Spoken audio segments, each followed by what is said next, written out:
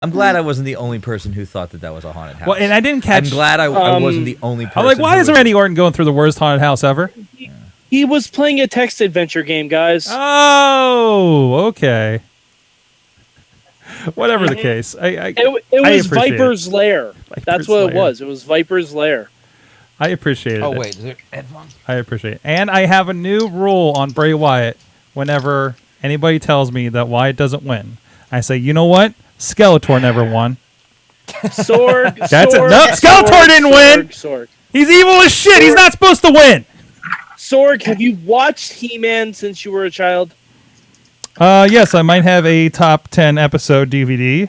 Plus, I on the regular watch the movie back. It doesn't hold up. Wait, the movie or the cartoon? Yes. I was a Power Rangers fan. Lord Zed never won. Like he, yeah. There you go. But they had even victories. although Megatron won in the comic book.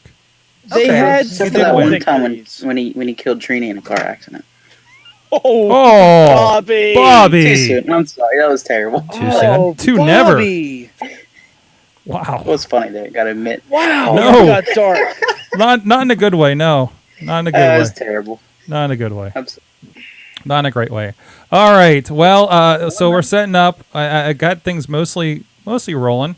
How about while I'm getting this going, well, for gold, we got Chris LeRusso here in the studio. What's up, gentlemen? How's it going? Thank you for Can you having guys see him? Do I have anything pointed at him? I don't, do I? No, you don't. No, you have nothing right. pointed at him. All right, I'll set you up in a moment, guys. Except that dick. All right, Chris. This is where I want to put you on the spot because this is for gold. Okay. So this is for the people that pay for Patreon. Okay, so they're getting something special. I got to give them something good. And anybody who happens to catch us live, because I don't even think we put the live stream on the thing yet. Okay. Somebody, so a couple creeps who just hang out on your channel. Comment? Yeah. So if you have any sort of hot wrestling road story or something, this would be the time to share it. Okay, geez, now you're gonna put me on the spot. I did have the opportunity to ride with the Young Bucks and Taylor Hendricks from the airport to. Oh my! And let me say that Taylor Hendricks is stunningly like. There's some of the girls who like you see them in their civilian lives and you see them in the wrestling world and they might as well be two totally different girls. They look like two different people. Right. Taylor Hendricks is like grab your attention, break your neck, you turn so quickly hot in real life. She's petitioning to be a villain on Agents of S.H.I.E.L.D. And I think she should have anything she wants. As do I. I would love to ride with Taylor Hendricks if you catch my music. And a complete sweetheart as well. Very, very sweet girl. One thing that I think was funny, this is the first time I've ever observed this live in my life. I went to go pick up the Bucks. Taylor's flight arrived first, so we were hanging out for a second. The Bucks arrived about 10 minutes later, and as the Bucks were going to get their luggage, there were people waiting at the airport to get their autographs and to get pictures and to get everything like that. I've heard of that, so many times, but this is the first time I actually saw it live.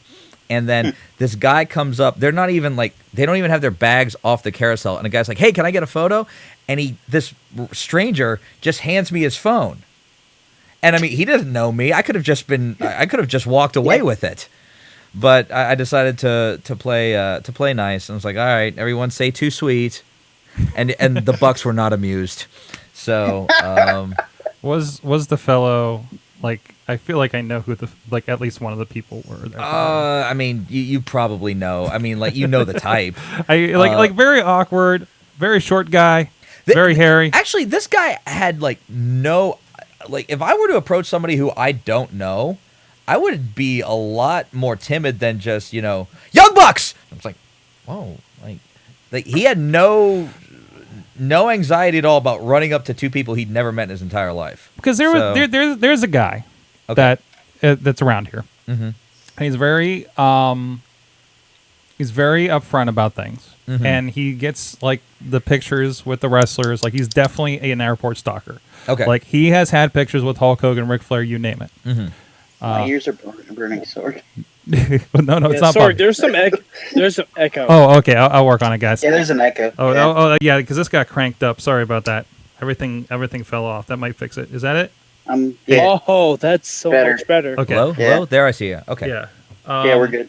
That is so much better. Yeah, and it's just one of those like he definitely has had his picture with everybody, has a story about everybody, but never looks like he's having fun in the picture, and near do. And his name is Virgil. His name is his name. Yeah, And his name is John Cena. Virgil actually did show up at Ring of Honor. I'm he not sure if- did. yeah, I said hi to him. Oh my God! You should have. The locker room guys Of course were he did. some of the guys in the locker room were looking like, is that Virgil? Welcome to Pittsburgh, right? Yeah, and I was like, yeah, he's here. Yep, that's Like, what he does. all the time. Yep, pretty much. Carino had some, and I can't, but Carino had some very interesting words for Virgil. So I don't know. That's for the platinum edition, right? I don't know if there's history or heat, but I was like, my God. Chris. And Carino's the nicest guy in the world. Like Carino's very, very cool. So, Oh yeah, he's awesome. Hey, Chris, yes. you're kind of like in the Ring of Honor loop. I mean, What are your thoughts God on willing. the Carino BJ Whitmer storyline? Okay, as a historical wrestling fan and a huge fan of championship wrestling from Florida back in the day, I love it because it is a direct for people who don't know a lot of what they're referring to. This is a direct homage to Kevin Sullivan and the Army of Evil and the Purple Haze and a very young Luna Vachon and a very young Nancy Sullivan. And if you watch a lot of championship wrestling from Florida, it's a lot of the same themes and a lot of the same verbiage is used about, a Buddha Dean and the 13th step of the 13th pyramid and the cosmic cookie and all this stuff where you go, what the? Gags. Yeah, and you're just going like, what in the name of God are they talking about? Yeah. And like the reason why I think back then it was so effective is they were in the middle of like a moral panic in America, and they thought that Kevin Sullivan was actually a devil worshiper. They, well, arguably, I mean, perhaps. And I think that for people who understand that and who know that it's a reference, that a lot of this stuff, calling Punisher Martinez, Damian Martinez, the new Purple Haze, is a direct reference to that storyline. The Sons of Evil is that, from the King Curtis, who was what was the guy's name? He was the head of the Dungeon of Doom. What was his name in WCW? Dungeon of Doom. I can't remember his name. The old guy with the scars in his face. Sullivan, my son. Oh Christ! The Did they wizard. just call him Master? Yeah, The they Master. called him the Master. I think it was the Master, but that was now Kevin Sullivan is playing the Master's role as the evil puppet master and stuff. I understand some people who are going, "What the fuck?" I completely understand that some people are going, "What is this? This doesn't." Well, did I ask you like what's the deal with new Papa Shango? Yeah, that's because that's the first time I've seen it. I haven't been following. Punisher Martinez. I didn't watch the second viewing of Ring of Honor this weekend because I usually do, and I was just like, I'm not watching that again. But that is Punisher Martinez, who was at one point known as Luis Martinez, product of the Monster Factory. Really, really, really great worker. Somebody who's been kind of flying under the radar for a long time, and for him to now, and he's perfect. He has the greatest evil laugh and evil voice of anyone I've ever heard in real life. Like you would swear that there were that an audio mixer was being used, but his voice naturally sounds like the devil. It is really, really cool, and What do you think of it as somebody who maybe, I don't know, do you guys know about the whole angle in championship wrestling from Florida? No, I didn't know anything about that, but I was lost last week. And a number of people are like you're not alone. I'm not digging this. Ring of Honor has never been good at explaining things. I'm not a fan of BJ Whitmer either. And I mean- BJ's now sort of taking on Sullivan's role in Yeah. the in back there. But like if you a lot of it is a direct homage to that. So I like I it. feel bad for whoever is taking Nancy's role. Yeah. Ooh. Now it's your turn. But Awkward. I was saying on the We Watch Wrestling board on Facebook on their group, Mhm. like you can't have Carino yelling super kick 1 minute and then talking about the devil the next minute. And then It's talking like- about Habuda Dean and it's, Yeah, unless you have like a thing like Lucha Underground does with the medicine that Vampira takes. Yeah, I mean, something like they that. did a little angle in Pittsburgh, which I'm not even sure people picked up on. Like Kevin Sullivan's weapon for years was the golden spike. That was his big gimmick that he would use for everything. And the weapon that Carino got for a second in the ring was the golden spike. And for me, I marked out for it. I can understand completely if people are like, maybe it'll serve and make some people check out some of the WWE Network and some of that old stuff. And So ROH's big strategy is to promote the network. I mean, it's Works. it's an old school angle, no doubt. Sure. You said it was what AWA or No, this Florida? was Championship Florida. Wrestling from Florida. Okay. This was Wrestling from Florida. Is that on the network? is it? I don't know. I know there's some clips on YouTube of like old Kevin Sullivan stuff that hold on, let me I posted the lumberjacks for National Pancake Day. I saw that. International Pancake Day. I saw that, and I appreciate the shit out of that. The flapper.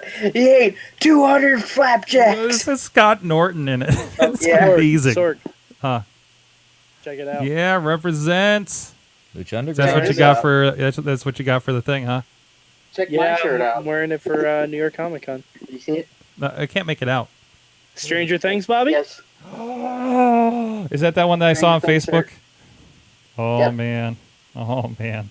It's 11 standing over the upside down Jeez. Demogorgon. Love it. All right. It's one of my favorite shirts already. But yeah, if you look up any Championship Wrestling from Florida and Kevin Sullivan, a lot of this stuff and the promos don't even try. They didn't make sense in the 70s. Oh, they don't no, make sense now. they were bad. I remember watching some of those when I worked at WWE. Yeah. What the fuck was up with Rick Steiner? At which point, I mean, The Varsity Club.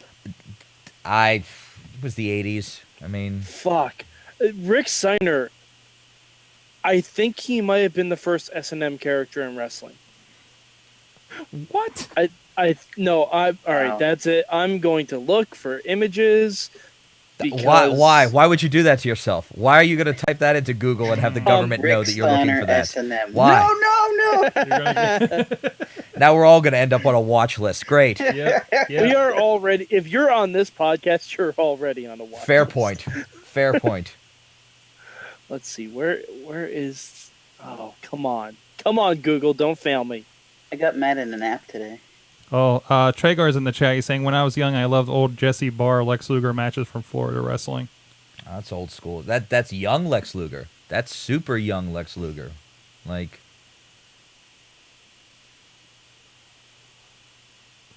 I just watched old WWE when I was a kid. Back when there was Oh, I Lex have. Luger Promise. Oh no, I watched AWA for a while too because Cactus I Jack don't know. was I on think some of the ESPN. stuff in the NWA was Mhm. definitely encouraging. Like, especially early stuff with Flair. But My introduction to Lex Luger, damn it, was the Narcissist. What was your introduction of Lex Luthor? Superboy, Superman. Well, Superboy. the Superboy syndicated show that you can't find anywhere. I didn't even. I didn't even know Lois that and that Clark. existed. Well, I barely remembered it, and I was trying to find it on the internet, but it's locked up in that whole like Superboy rights issue. mhm. That's ongoing, I guess. Right. Yeah, hold on, I'm losing a little bit of It's noise. getting weird. Hello, hello, hello, hello, Check, check, hello, check, hello, check. hello, hello, hello. Very faint. Check, check, check, so. check, check. Mad Mike, speak. I'm trying to remember where. Yeah. Okay, I can hear you. I'm still looking. Can Google you is turn it failing just me. a tad? I'm trying to remember which one you are. Hold on. God damn it, Google is so failing right now. Thank you. I swear to God, Rick Steiner. Perfect. Scott Steiner owns a Shoney's. These guys kept telling me about the Shoney's, Mm-hmm. and I completely, when I went to Nashville for work, I Should've found gone- yeah. there was a Shoney's down the way, and I'm like, well, I'm stopping at the Shoney's. Was it the right one? It was the wrong one. Oh, It was okay. definitely the wrong one. I don't know if it was Hey, his or anything, hey. but Every Shoney's is the wrong one. was there Cookville? There are Cookville? no correct Shoney's. Yeah. That- Every Shoney's is the wrong one. Mad Mike, just real quick before we go live, your job was to watch tape for WWE. Is that correct? a lot of tape, yes. What was the most what the fuck footage that you had to watch in your entire employment with under Vince McMahon? Sonny's sex tape. No, I wish I got paid for that.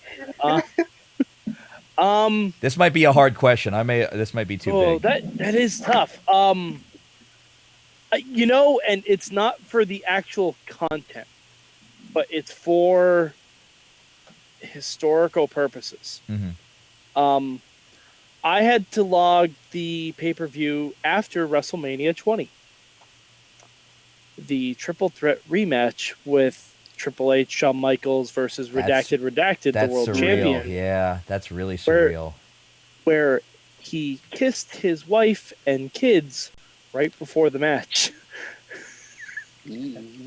That might have been some of the most fucked up things I had to watch. Oh God, just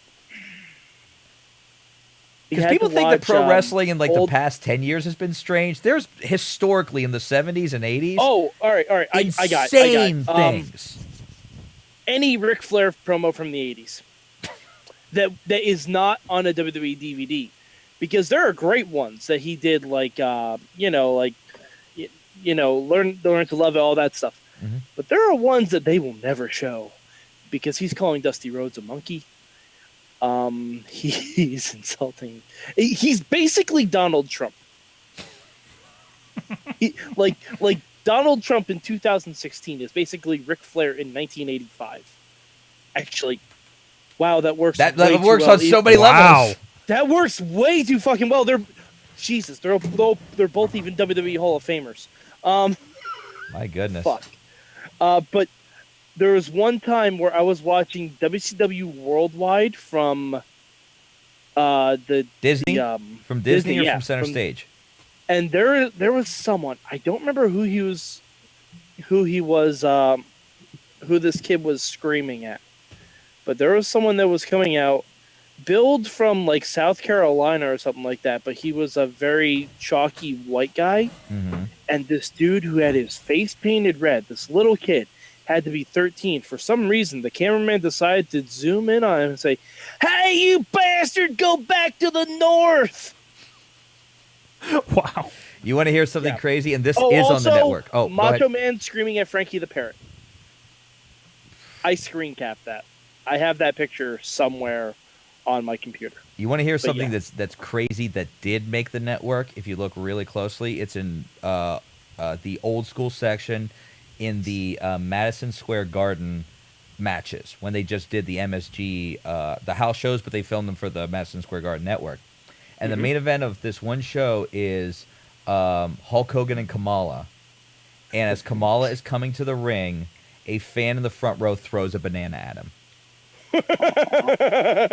That's mean. That made the network. Well, I'm not that surprised by it, though. But considering his character, Roddy Piper hitting Jimmy Snuka with a coconut is literally on every highlight reel. I mean, yeah. Roddy Piper It's calling right there. I Roddy mean- Piper calling Bruno Sammartino "you stupid wop," which I mean, you have the out that Kamala is from the jungle. it's that, no. No, please you don't. have that out. I think you have that out. That's what I'm saying. I wouldn't have No, thought trust of that me, any other way. I know exactly what was flagged and what wasn't. Yeah. That definitely wasn't flagged. Okay. Don't mind me. That definitely wasn't flagged because It's from the crowd, Okay. so it's not performer to performer. It's from the crowd, so there's nothing you can really do about that. And especially if it was the main event of an MSG house show, Yeah. they wouldn't flag that. Unless it had Owen Hart or Chris Benoit in it, they wouldn't flag that. So I usually cite, I think it was the first episode of Tuesday Night Titans I watched. And like it was the first episode. And they visit somebody's house, and I can't remember the guy's name, but he was, very redneck character, whatever. Mm-hmm. And the tone that he very obviously had beaten his wife and children was very strong through this thing. It's one of those like Lord Alfred Hayes or Gene Okerlund is like like I had flashbacks on SmackDown when they visited Heath Slater's home. Like I'm like, oh, are they going this way with it? Please don't go that way. Like it felt like that's where it had. Not they didn't go that way with it, but still like it felt like that thing because it's like a trailer somewhere and it's his home and yeah. What a bizarre art form. Pro wrestling. Well, people complain about the PG era. That's what we had in the past. The Edge and Christian, Mr. Fuji, racist. So it was the '80s. We didn't know any better. Thank you, Edge and Christian. All right, let's do the real show. Yeah, Google is totally failing me finding about this Rick Steiner thing. I'm gonna have to find it somewhere. I think the internet's protecting you. They're doing you a favor. It's a right to be No, forgotten. it's not. It's a right to be forgotten. It's. Listen, let's rather everything look clear there. I never thought I'd be typing Rick Steiner ball gag into my. Ah, Bobby! Whoa, Bobby! I'm telling you. Bobby is. I see a forehead. There we go. What All do I right, do? Bobby. Bobby, gotta give me chin room. I have 6 chin room. No, I mean give me a little gap at the bottom. Give me a little gap, Bottom? Bobby. A little gap. Like that? There you go. Yeah. That's it. Ow. Better. Mike's good. Cool. Best. Zorg's good. Looks good. Looks good. Looks good. He matches the M. What? My shirt. Chris matches the M. Oh, you do? Wow. That is impressive. That Of course is I impressive. think my shirt was red last time, so Mayhem colors. Of course. It works. Okay. Let's rock it. Traegar's out in the chat room. I don't know if anybody else is, because the chat room's weird. I don't like this chat room. I'm sorry. Oh, I told you 2 weeks ago I hated the chat room, Sorg. Yeah, it's not consistent across like all the places it comes up. I don't Sorry. see anyone in the chat, Sorg. Yeah. So we're gonna It was free. I asked if anyone was there, and Get what no you pay one for. answered. get your. Yeah, there's that too. I'm curious of anything that's free. I see Yeah. Traegar and me. I'm curious of everything that's free. I'm curious of everything. I'm curious of free Tibet. I don't know. I just want to say something. Okay, somebody's been listening to the Beastie Boys, I guess. Maybe. Did they try to sabotage you? Oh, I see what you did there. Questionable. Hey guys, it's time to talk. Wait, no, that's the Awesome Cast.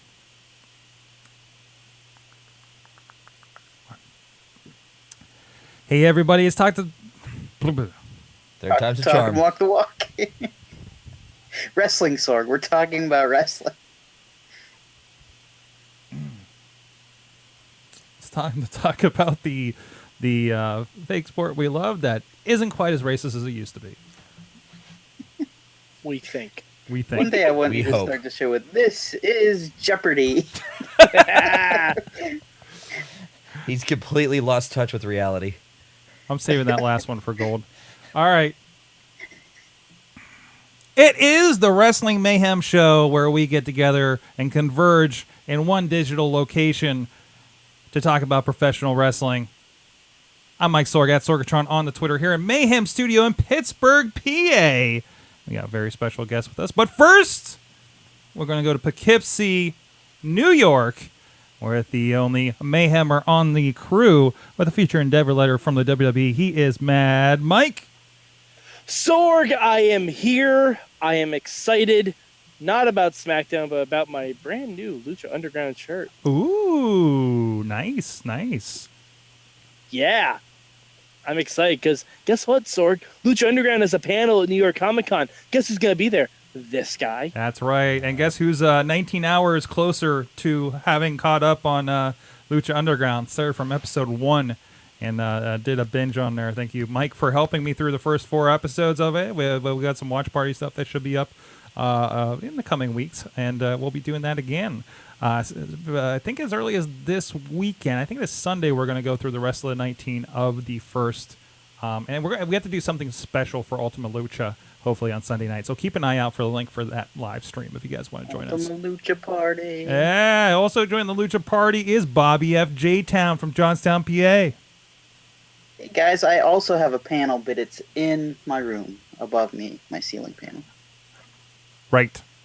Not quite as exciting. No, not nearly as exciting. And with us in the studio, he was recently on Ring of Honor's show here in Pittsburgh, PA, and then all the way to a riverfront view for a wrestling show this weekend that we were talking about before. He is Chris LeRusso back on the show. Thank you for knocking me down a notch and making sure to mention that, he was at Ring of Honor and then he wrestled in a state park. He's everywhere. He's getting. All right, I see how it is. I think it reflects your busy and varied schedule. That's one way of putting it. But thank you very much for having me tonight. And of course, he's going to be on House of Hardcore 20. That's going to be here in Pittsburgh, PA, taking on a friend of the show, Walking Weapon, Josh Alexander, for the Super Indie title. Absolutely, that was. I said it at Royal Valley that performance at Super Indie was 1 in a million. He had an absolutely amazing performance at Super Indy 15, but I think it's time to bring the Super Indy title back to the United States. That's right. He's Canadian, for those that don't know. Awesome. And we'll be talking more about that, of course, throughout the show. This is your Wrestling Mayhem show. You can join us here live at live.wrestlingmayhemshow.com every Tuesday at 10 p.m. Eastern, or listen to some very interesting stories we don't share on the live stream, but we do share that for our friends on Wrestling Mayhem Show Gold over at patreon.com/mayhem show. And thank you to our friends that do support the show, including, of course, Bo Diggity. Woo. Woo! Man, a little late on that. Okay. Hey, LeRusso gets it. He's with it. I've been here for a minute. Yeah, he knows the deal. Also, thank you to Is he technically a real co-host now, Sorg? Oh, is this your third time on the show? Yes. This will be the third time on the couch. Oh, Boom! yes. Oh, you are officially a co-host of the Wrestling Mayhem show now. Thank you. Welcome to the show. It's been a long time coming, and I'll be taking steps to have you removed here shortly. So but then that means you get to read the rest of the Patreon people. It's I been do? tried before. Oh, it's been so people have tried to muscle Zorg out. There have been hostile takeovers. Oh, jeez. Mm-hmm. Chachi did take over for an episode. There was one time where several of the men of the Mayhem show were tied up and duct taped. Yeah. Mm-hmm. I don't want to hear anything. Just stop there. We're good. So Hashtag Varsity Club. Safe search, Rick Steiner. And that's why you have to get on gold. All right, so now you have to read the rest of the Patreons over Okay, here. for everyone who's giving their hard-earned money to make sure that Sword can run out of something better than a shack, we have the Matthew and Jennifer Carlin's Foundation for Podcast. What is that? Betterment. Excuse me. The camera's in the way. Next. Edward J. Fiasco. Edward J. Fiasco. Edward J. Pronounce that. Burke is the second word name. Next. Alex Cars. Yes. Okay, got that one. Bobby Snyder? Cars for Kids. That's me. Next. That's it. That's it. You all paid only $1. What a bunch of cheapskates. Yeah. What are the levels of Patreons, Sorg? What are the levels of Patreon? Well, it's whatever you want. It's $1 and you get the gold. It's it's the $5 and we send you business cards. You're an executive producer. I'll tell you what. I'm gonna become a Patreon, and there's going to be a new segment on the show, the Chris LeRusso segment, every week, and you'll just explain what I'm doing, even if I'm not booked. Chris LeRusso will be seen at a bar in Bloomfield drinking his face off this Saturday. Okay. That's We're That's gonna a new level. That's yeah. a new level, Not a but good okay, idea, all but right. wrestling- buy Yeah. a segment on the show. Well, We I actually mean, do we have tell that at the everyone $50 as soon level. as- Buy a technically. segment? Yeah, we do actually. Yeah, as soon as you donate to Patreon, we will introduce or plug whatever you want. So if you want us to say that Chris LeRusso is like drowning his sorrows while suffering through Impact, we can do that. It's fine. You know what? I think I have a new charity that I will be patronizing here. If you want to like send us your where Chris LeRusso is booked this weekend every week Report. at a Patreon level. Yeah, we could do that. We All can right, do that. we'll- We should do that. We should just do that for indie wrestlers. Like indie wrestlers have money to yeah, give it to a podcast. we do. Yeah. Sure. We send you to a different location every week with a striped shirt on, a striped hat, and glasses. Where's LeRusso? Took I'm me a not sure if second. that's a I got it referee now. Thank reference you. or a Waldo reference, but I'm okay with either. Yeah. Waldo. So that's one way you can support the show, patreon.com/Wrestling Mayhem Show. But if you don't want to do that, just please share the show, share the mayhem. There's plenty of stuff going on. And of course, WrestlingMayhemShow.com. Subscribe to the show on Stitcher, Spreaker, iHeartRadio, or YouTube and Facebook, and other things. Oh yeah, drop us a line 412-206-WMS0 or that email address. Good times. Good times at WrestlingMayhemShow.com. All right, let's get into the show. First of all, Clash of Champions, or the first Raw pay-per-view. By the way, there's another one in like 2 Saturdays. Are you prepared? 2 Sundays, I'm sorry. And there's there's so many pay-per-views. So many 19 now. pay-per-views. Is that accurate? 19, I believe they're up to. Yep. 7 quote new ones were not on the schedule, I guess. Mm-hmm. I don't know if they count Clash of Champions because Night Yeah, of they Champions. count I would it. assume I guess it's a new. Well, it's the same concept, new name. Yeah, a So, little yeah. bit, little bit. So I thought great show. I guess I'm tempering my expectations for these shows because we are getting them so Yeah. often, and as it is, we just had a rematch of Dean and AJ tonight for the title, and That even, wasn't a Clash of Champions, though. That was a Backlash. Is that That was a correct? backlash, Okay, just making- but still, I think the concept holds true. We had a rematch for Rusev and Roman Reigns yeah. the next night. So and again, I don't think these pay-per-views aren't being offered as pay-per-views anymore, right? Yeah, they are. They are. Some of them. Some of them are. I So think they both were, weren't they? like maybe it I- depends from carrier to carrier because I think a couple of them may have dropped WWE because of this development, right? But because especially since Clash of Champions definitely ran over the 11 o'clock mark. I don't know if they're actually putting in that extra half hour as a just in case. It feels like they're doing that just because they're on network and they can do whatever pretty much that they want.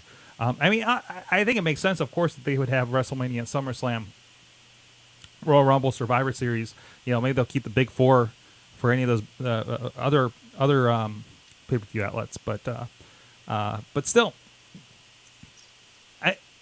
we kind of expect this if they have this many pay-per-views, they're not going to be, I guess, resolution-wise, not as clear, right? It gets you to the next night on Raw, and Basically, there's been no resolutions in any of the pay-per-views. is that too? Just keeps you going. No Year's Revolution. That's the new one for January. No year's resolution? No Year's Resolution. Hmm. That's the new one. That's the Raw pay-per-view. But in still, January. in the But meantime, they I already think have No Mercy. in the meantime, there's a certain puppet on the internet that makes a really good point. That these pay-per-views have been great. That they are giving a lot of these matches time, and we are getting really good matches out of it. Even Sheamus and Cesaro, that maybe some of us have kind of yawned at over the last few weeks. I thought was great. Riz, But there's no finish. there exactly. But And you see what they did with it, right? Which that's congratulations. not a good thing for either of those guys. We just did the League of Nations. It didn't work. I would argue that the whole point of that series, and there were a lot of people who had very strong opinions about how that match ended. The whole point was one of these guys is getting a title shot. one of these guys is going to the next level. One of these guys, and I kind of felt like that was the underlying, if it was never explicitly said, it was definitely implied throughout the Yes. course of that. And then for it to end with a non-finish, and then to go a completely different direction, because it appears, at least as of right now, that neither Sheamus nor Cesaro are going to be moving into the Universal The title world picture. title feud where Yeah. they could both have awesome matches with Kevin Owens. Yeah, it does not appear like that's the direction that they're going, which, as much as it would be good to pump up the tag team division, I don't know that this, is this the best use of both of their talents is what sounds like is the argument from a lot of people. So Yeah, I mean, and the thing is, unless they beat New Day, which I don't think they're going to, because I think at this point they're just going to have New Day hold it until they beat Demolition Drain for whatever reason. In the process of doing that, they're destroying any other tag team that they have. Because the club, I don't take seriously anymore. They might as well be Rowan and Harper. Like, I seriously. still take them seriously, but yeah, No, they just but- didn't win. I mean, I love the New Day. I do. But this super long tag title reign is killing the rest of the division. If you still had all the teams, if there was only one tag title between WWE as a whole, you can keep that going. That's no problem because they're only facing one tag team per show, per pay-per-view. But they've beaten the Shining Stars. They've beaten Enzo and Cass. They've beaten the club numerous times. Unless this Cesaro-Sheamus team is the one that beats New Day, it devalues the whole... And if that is the case, if Cesaro and Sheamus are beating the New Day, what does that say for the rest of your established tag teams that two random mid-cars they threw together can beat the 400-day reigning champions? Yeah, but they're the best mid-carders we got. No, they're not! Hey, Sheamus and Cesaro, though. Rusev. Yeah. I present Rusev. I mean, I mean, it's a common storyline to do the tag partners who hate each other, and that despite their personal animosity, their combined talents and chemistry makes them a greater team than they ever could have realized. So I understand the harkening back to teams like Benoit and Kurt Angle. That they were at each other's throats, but as a team they were unstoppable. Again, it's just it's an interesting. It's interesting to go this far left, especially because, like I said, the entire time through that 7-match series, I was thinking, okay, Cesaro's going to get to the, is going to get the big push at the end. Which is a little bit of a stutter step for that, for the, again, Cesaro trying to prove that he's worthwhile, right? So, I don't know. And again, Mike, you're saying that this is kind of worthless unless they kind of beat New Day, but still, it needs to be. Man, I hope we get a lot more out of this than just them beating up jobbers until that happens. In the meantime, as a quick aside, can you go to Cesaro's Twitter? He put out a tweet today that literally had me laughing out loud. Okay. For those of you who saw the pay-per-view, I think Bobby knows what I'm talking about. I know which one, yeah. Working on it. So okay. Also, Daniel Bryan contacted him, too. Oh yes. yeah, it- which contract? that would be. Is it? know. Is that it? would be the best idea. Is it the That would be meme? the best idea. Yes, it is Is the meme. here? Please explain this for our audio listeners. What it is the Simpsons, and it is Ralph Wiggum going headfirst through a window, and the meme says Cesaro be like. And for those of you who did not see the pay-per-view, Cesaro took one of the most terrifying Superman planches that I have ever seen. And I've been around wrestling now. I've been a fan my entire life. I've been in the business for 12 years. That is the most terrifying dive I've ever seen. No more topes. Yeah.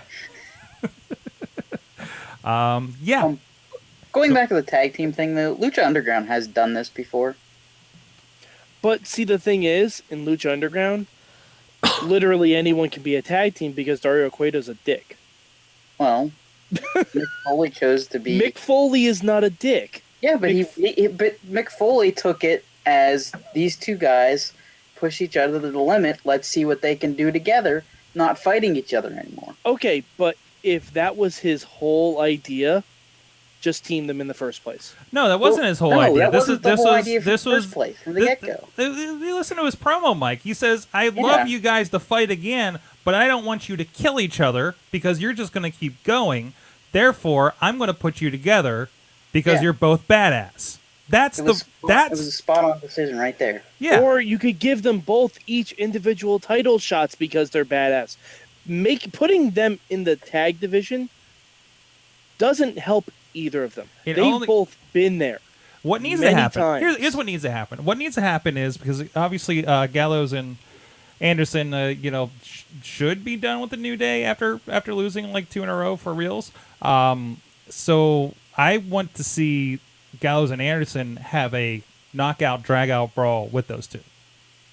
I think if that happens, and I think that would make sense. Right? I think Gallows. It'd be way better if it was for the titles. Mm-hmm. It doesn't have to be for the titles right away. You got to build these guys. These guys can't just be thrown into a title shot. I think you ruin it if they just get thrown into a title shot. They are getting a title shot. That's the point. Oh, they are. That's right. They are. Yeah, that's the point, Sorg. But didn't it say down the line? No, next week. Oh, Staples Center. Next week, Staples Center. They're getting a title shot. Oh. Maybe it's going to be This is my point. And the other guy. This is my point exactly. Okay. But then they have to then they have to feud with Gallows and Anderson and have a knockout drag out. Like that has to happen at some point during this. All right, Mike's frustrations aside, other things did happen on the Clash of Champions. Did they? Yeah, they did. Yeah, we had great matches. We had good stuff. Yeah, I'm not saying we didn't have great matches, but did anything really happen? We had great matches. We had great matches. We had a Cruiserweight division debut. T.J. Perkins debuting on a pay-per-view. Yeah, with an awesome theme song and everything. Yes. Almost the closest you can get to a Mega Man song. To the point where the official Mega Man Twitter account congratulated on his ring entrance in music. That's amazing. He should come out to he should come out to the ring with a dog now. Yeah. just a dog skateboard. Oh, he should use the old Sin Cara trampoline and just disguise it as Rush. Nice.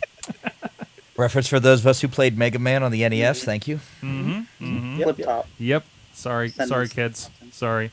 But no, I thought it was fantastic, and I want to talk a little bit about the Cruiserweight division a little later in the show in general. But I am amazed. This is what I got out of that whole thing.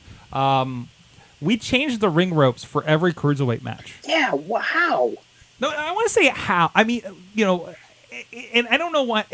It definitely astonishes me because I've watched ring ropes in these shows going up, and how like it seems like it takes 4 days to normally get ring ropes up. Yeah. Yes, you know how that is. Yes, I'm very much aware. So I mean, God help us if one of them breaks. I mean, like it's half a show right there, right? I mean, thanks, Wardlow. Your match will come on tomorrow. There was an amazing picture for those at the first Royal Valley show. Mm-hmm. Wardlow does the Brock Lesnar up and tears the top rope right off the ring. Well, now, great.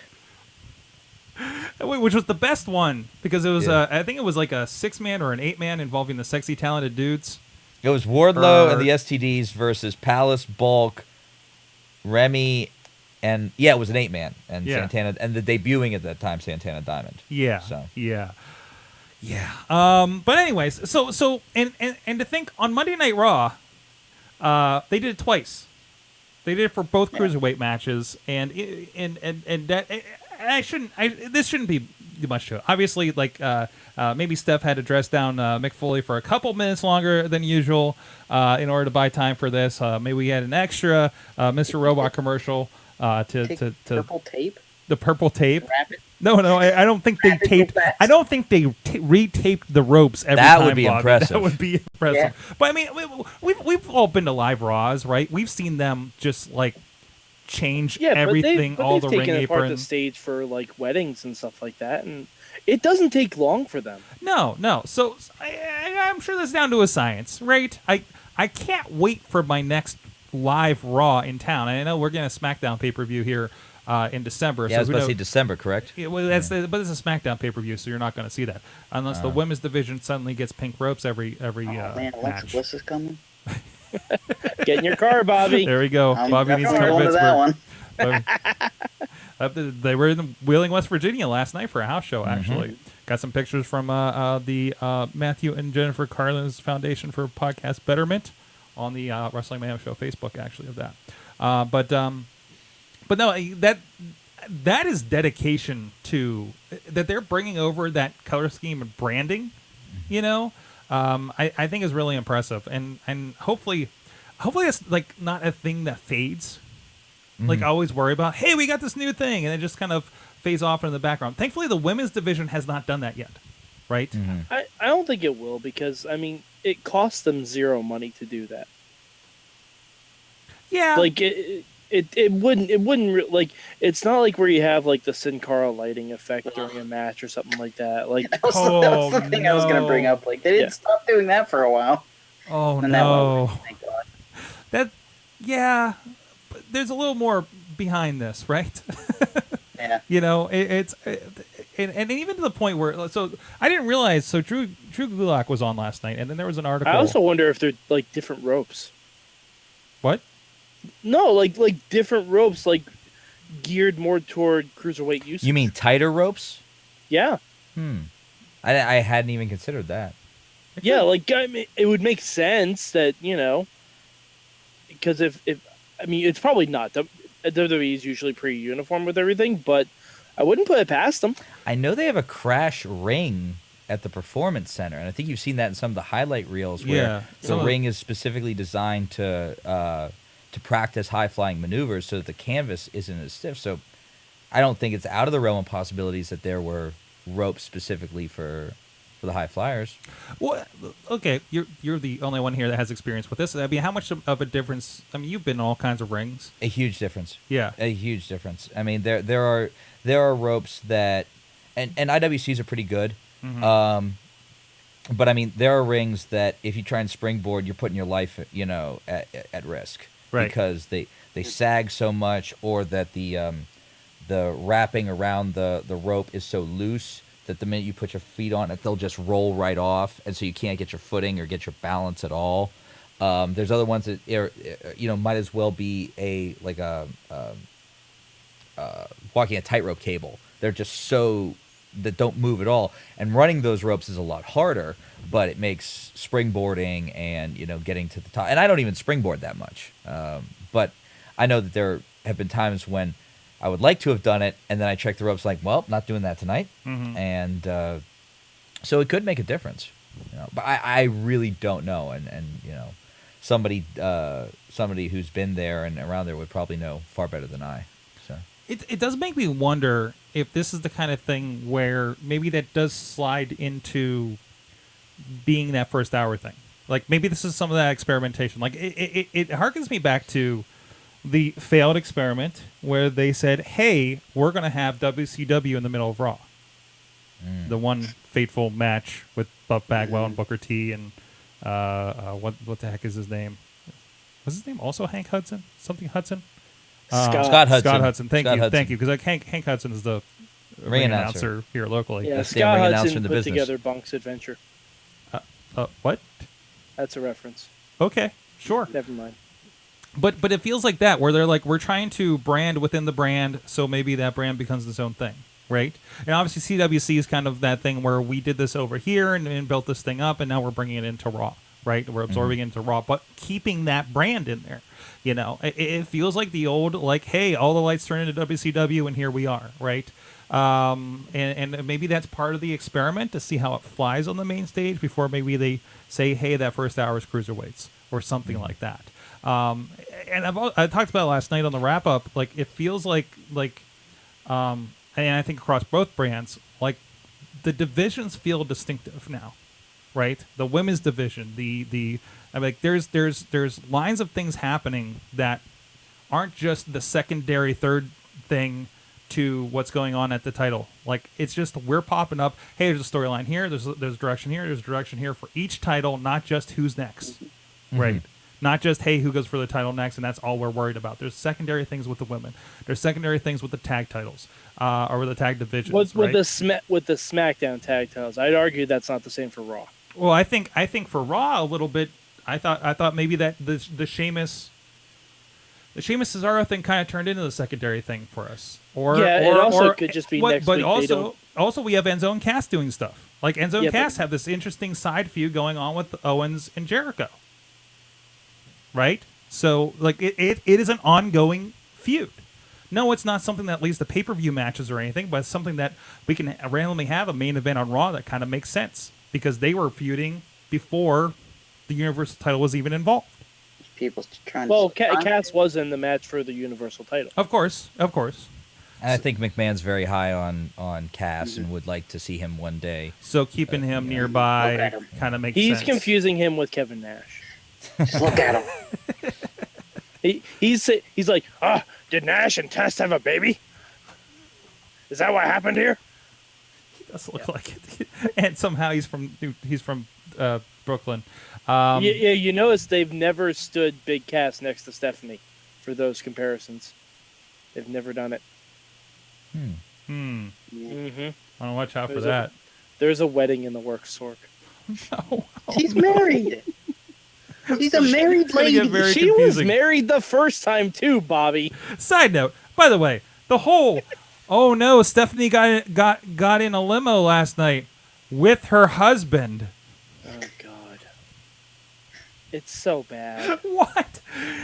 I'm very suspicious of you getting a ride with your husband at the pay-per-view last night. It's like she's right. It's my husband, you know.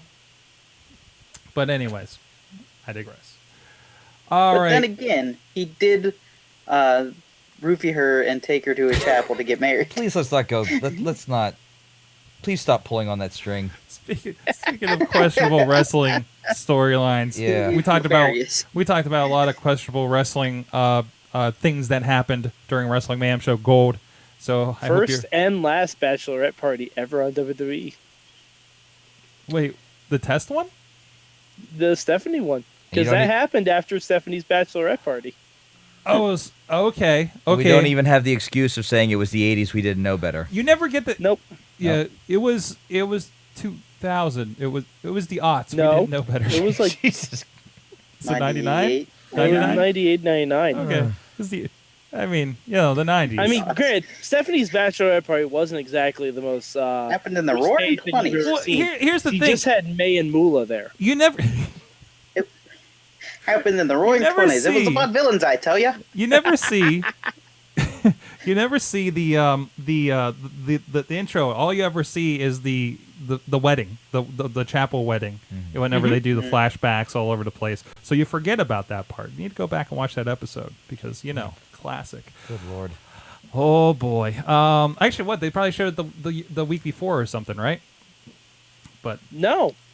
that Oh was all- yeah, yeah. that was all one- They showed the bachelorette. They party came the back. week before. He said, "Oh, this is what really happened after the party," or something like that, right? Yeah, because So- Triple H paid the limo driver to roofie Stephanie. Man, that's Next service. next Love topic. flourished Next from topic. there. All right. So hey, we'll talk a little bit more about I forget. Oh. There's a certain promotion that might be in trouble. As if you're surprised. Ding dong, the witch is dead. Witch, oh witch, the wicked witch. Ding dong, the wicked witch is dead. Mad Mike, I just want you to be aware of something. Jason Voorhees looked down for the count many, many, many, many, many, many times. All right. Well, that's your teaser. That's but your teaser. He We'll- got to space where TNA never went. Sorg, do we have enough Patreon money to finish the after this segment tonight? what? Or do we have enough Patreon money to put on Bound for Glory? Is what he's asking. Yeah. Sorg, I think we can do this. We'll get some GoPros. I'll mega bus down to Florida. It'll be great. Can we reach the big question? The consortium was me. I got the Billy reference. I got the Corgan reference. bias. Yeah.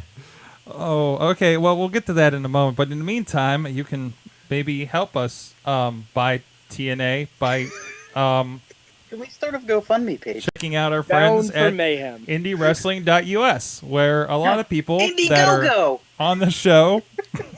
Great segue. We're We're gonna start an Indiegogo to fight TNA. Now, see, the wrestling Kickstarter it should be called Super Kickstarter, right? Not Indiegogo, Super Kickstarter. Super Indiegogo? Super Kickstarter. Anyways, IndieWrestling.us. Please change the topic. Where such people featured, like we were talking about Cesaro, the very European, the travels of Claudio Castagnoli and IWC, or check out Rumble in Royal Valley, including, hey, look, there's a familiar face on there, Chris LeRusso, in a fantastic three-way dance with Jason Gorey and Alex Daniels there, and in a very hellacious fans bring the weapon street fight between Remy LeVay, Keith Hott, friends of our show, and Marshall Gambino and Bronco McBride. Go check it out. Rumble in Royal Valley. It's up there on digital download and DVD. DVD is actually shipping in the morning for all you pre-orders out there that hooked us up at the show. And so much more, including Renegade Wrestling Alliance, some Prime Wrestling, Best of Prime Wrestling, including, I know he just had his last show at AIW. His big send-off, Johnny Gargano. A lot of titles on there. Best of him. 2 volumes in Prime Wrestling, where he came up in Cleveland as well, and so much more. IndieWrestling.us. Sign up for the newsletter, get a free show, including AJ Styles on that show at the IWC 100th show under Norm Connors back in, I think it was 2008, perhaps. So go check it out. And other fun stuff for Wrestling Mayhem show. Keep updated, keep up new releases, and more. IndieWrestling.us.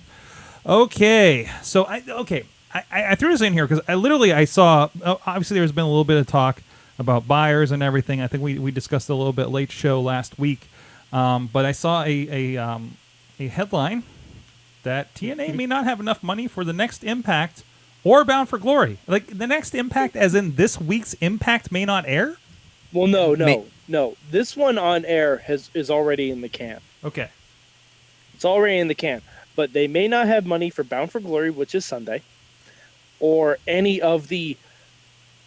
Then this is what they said last week. There are 6 Impact tapings scheduled for after Bound for Glory. 6! Okay. That's probably enough Impact to get us to Thanksgiving, Sorg. Ooh, yeah. Uh-huh.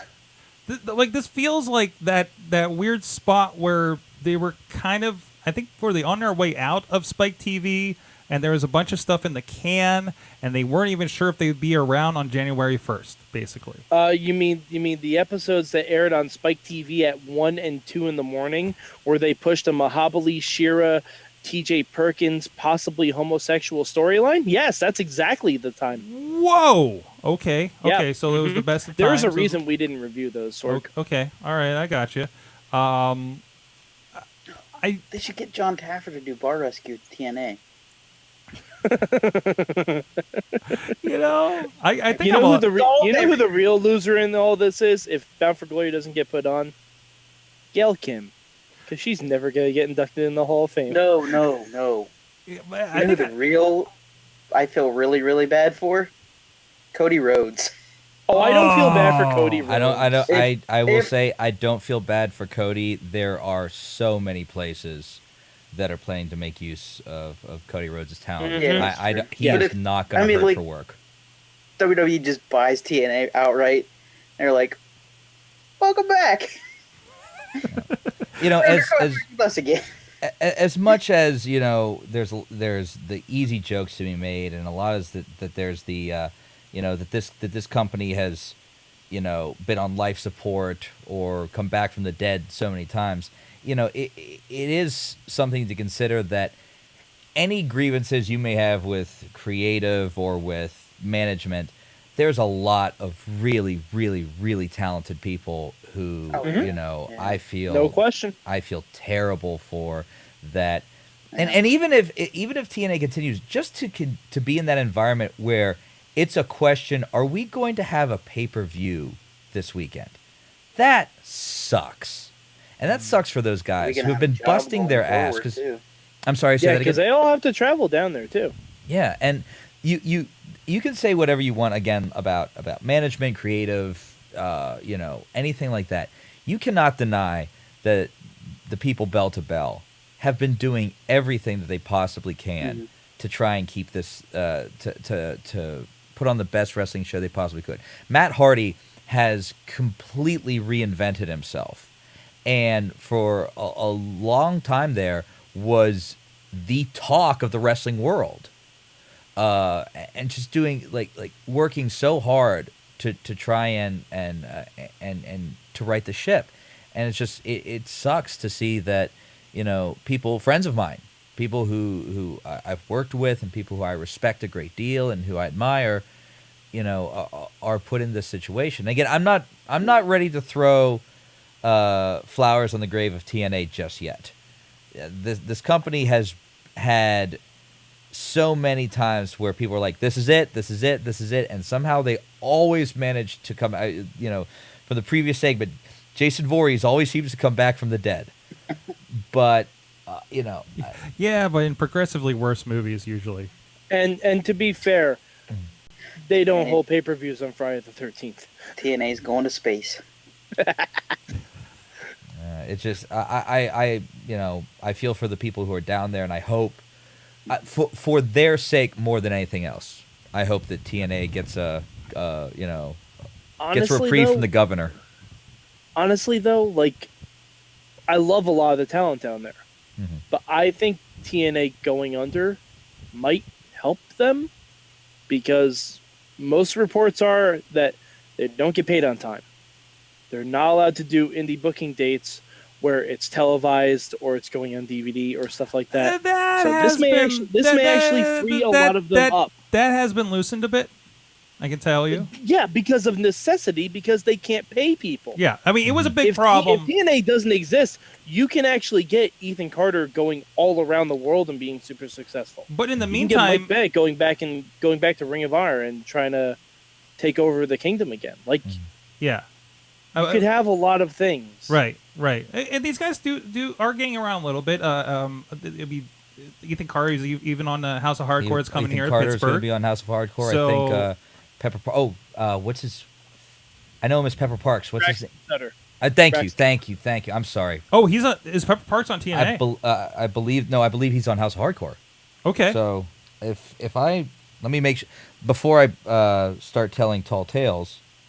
I thought I saw him on the poster. He's on the poster. Yeah. So. And also, the former Bull Dempsey's on there, too. Former Bull Dempsey, Swoggle, EC3. Yeah, there's a, I mean... Oh, yeah, and apparently a lot of B. Arthurs, according to RJ City's rendition. That was funny. That was great. That was really funny. That was great. Best tweet, tweet of the week when I saw Tommy Dreamer tweet that out. Anyways. No, I'm with you, and maybe that is a thing where these guys get released from their contracts, and the other promotions kind of clean up, you know. But if you don't think NXT is going to look at least half the TNA roster, right? I mean, they already are. They got Rude. They got Aries. You could book half of the next CWC with their X division. Yep. But I mean, you always take the. I'm gonna say it. Zima Ion's ready to be on Raw right now. I mean, as much as I completely agree with that statement, you always run the risk of, if TNA does go under, are some people going to be able to make the jump to NXT? Yes. Are some people going to be able to make the jump to Lucha Underground? Yes. But there's going to be some people who won't. To Ring of Honor, to New Japan, to England, to, you know, yes, there will be, the cream will always rise to the top, and there will always be, you know, some talent that can survive. But there are going to be people who don't, and that always, you know, because no place can take them all. Right. Mm-hmm. Yeah, and they're kind of going to be scattered to the wind in this case. I can't wait to see Abyss as the 5th Wyatt member in the Pittsburgh SmackDown pay-per-view. I mean, you know, you've heard rumors that WWE wants Matt Hardy back because they want to do the broken character. You know, I'm sure that, like you said, someone like DJZ. I mean, DJZ could easily be at the top of Lucha Underground or the top of NXT, or go right to the Cruiserweight division on Raw. You know, I'm a big fan of his work and acknowledge that. Again, it's just you hate to see any situation where there's that uncertainty. and that's the big thing that we have, as we're like, it's not even that the pay-per-view is officially canceled. It's not even that the Impact tapings have been officially canceled. No one knows. And I want to point out, because I'm following the breadcrumbs from what I saw here, and I don't see anything cited. Like there's no, like, this was heard from a good source or anything like that. Just like, yeah, this is what's happening. So, I mean, reports like this are as strong as they usually are on wrestling websites, but it's looking more and more in this direction, and it's very possible. It'll be interesting. We'll know Sunday, right? I mean, Sunday at the latest. Like, what happens? What happens when the pay-per-view can't go on? You know, do we just get, you know, another airing from the Spice Channel, or what happens there? I don't know. I haven't had cable forever. I think you kind of dated yourself with that reference there. I would love to buy it and order it. I'd love to buy it and order it, but if it doesn't go on, I know they're not giving me my money back. The cable company should. Sonny's porn. We'll be sure. Oh, Bobby, we know the for- finish to that. We know the finish to that, Bobby. Definitely not clean finish. Next segment. Wow. Okay. Well, from there. Speaking of that, do you guys like pizza? I was gonna say we gotta talk about something else to give me. Go to commercial. Go to commercial. The perfect piece of pepperoni pizza for Pittsburgh podcasting. Go, Mad Mike. It's better than anything we could get at this point. I was hoping to get a buffer story in there, so we didn't go direct into the food sponsor. We need a Mattress Firm commercial. Mattress Firm. Leave off the last S for Sorg, Sonny. it's going down. Unless you're gonna land this thing in the Hudson, get to the commercial. You know, it's really funny because you know, we can't go from Sunny to Sully. We can't do that. Guys, this just in. Billy Corrigan has rescinded his offer to buy Mayhem Show. What are we going to do for the rest of tonight, though, Bobby? Hey, don't look at me. I'm just a rat in a cage. Oh Despite all my no! rage. Oh no! Oh no! Hey, Guys, by the way, Rat in the what's that Cage over there in is that pizza TNA's box new over to my pay-per-view. right? What hey, is that? Slice on Broadway, our good friends providing the perfect pepperoni pizza for Pittsburgh podcasting for a good while, feeding all the guests. And did you get a slice? It might be a little cold by now, but did you get a slice? I'm good. He's good on right a now. wrestling diet. I get it. Yeah. You know, that's all right. They have salads too. Nope. They have salads too. Just so you know. Slice on Broadway here in Pittsburgh. Mad Mike was here just a little bit ago. Bobby's got to get in a car and get in here too to have some slice. Bob, you've had slice. It's You've really had good. the slice. You're digging it. Bobby, you should invite Alexa Bliss to go get sliced. Yes. Oh, you know, we have an N64 tournament coming up here in a couple of weeks, and I'm hoping we have the opportunity. Maybe we'll get some slice for you guys. They're our part of it. $10 entry fee. You know. Do you think if I asked Alexa Bliss nicely, she'll go out on a date to Slice on Broadway with me? I'm sure she's also on a diet, but they Give it a shot. What do you got to lose? Yeah, you know, whatever. You know. She'll be in town. She'll be in town for December. Be like, listen, Alexa Bliss is this wonderful pizza place, and I know you're only going to be able to have salads because you're very tiny and very fit, but they have free smells. I don't care if that's what somebody else says. Sorg, I know it's been a while since you've been in the dating game. Do not promise a woman free smells. Free smells.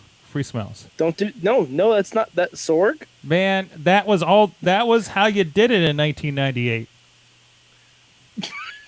The hell was Which was the last time I was did it wrong then. which was the last time I was in the dating game. I'm trying to remember what the hell I was doing in 1998. How do you think we got wife for the show? We were watching Stephanie and Tess get married. Oh, good. All of this while pizza is on the screen, and I'm getting hungrier. And if he isn't going to eat those slices, I am. Be my guest. Slice on Broadway, sliceonbroadway.com, PGH_slice on the Twitter. Please don't tell him about this commercial. Slice on Broadway on the Facebook and Instagram. Thank you so much to our friends out there. I'll give one quick vote because I did have a slice on Broadway at PNC Park a couple weeks ago, and it was excellent pizza. My highest recommendations. There you go. We'll be back with the big question after this. Before anything else goes wrong. We're lucky we got that thing into the Hudson. Only several birds died. And I'm talking about Sunny's sex tape. Heyo! Oh. Ba-da-ba-ba-da-ba. Hey! Jokes! All right, I'm gonna fix Words that button. also- Oh, Bobby. Oh, we'll see what happens. You were digitalizing for a moment. Oh, no, my voice. Oh, you're Uh-oh. underwater. Why is Bobby underwater? Because we crashed the podcast into the Hudson, Sorg. Oh my gosh, did you see my picture that I took? Of The what? most unfortunate drive-in combination of all time. What? Oh, yeah. What was it? Our drive-in showed Sully and Storks together. Oh, that's why. Okay. Yeah. I mean, it actually makes Yeah. sense. Yeah, it was like, I'm sure the No. stoner running the drive-in thought it was hilarious. And I in the meantime, they show in the between time, they showed a Snorks cartoon That'd be fantastic. just to get you from A to B. Bobby, can you do? I don't know if you need to do the plug thing or you need to do the recall thing to fix I'll your be back. fix your bits. Total Recall. Fix your bits and bytes. I don't know if you caught what the Indie Mayhem show is going to be this week. Sorg, do we have a big question? We do have a big question submitted by a fan. Huzzah! Little recall. So Testing, 1, 2, 3. Ooh, much better, Bobby. I may be hitting you guys up for questions for this if we don't get a lot of response, but we're going to have LeBar versus Plummer, first time ever. In a match? No. Well, Don't I wish?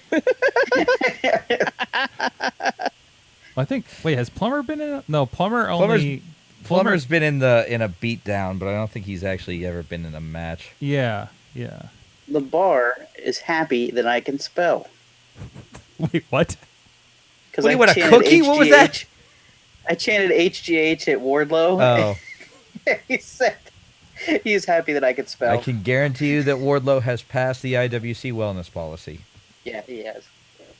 It was Wardlow and Bill Collier when they were a tag team. Oh God. Those days. Those good, Yeah. the good old days. Bobby has interesting. Rhino scared him one time Yes, Rhino scared the crap out of me. because he's I was helping doing with. sound. He's helping Bobby, with. is it because you said you had an above ground pool?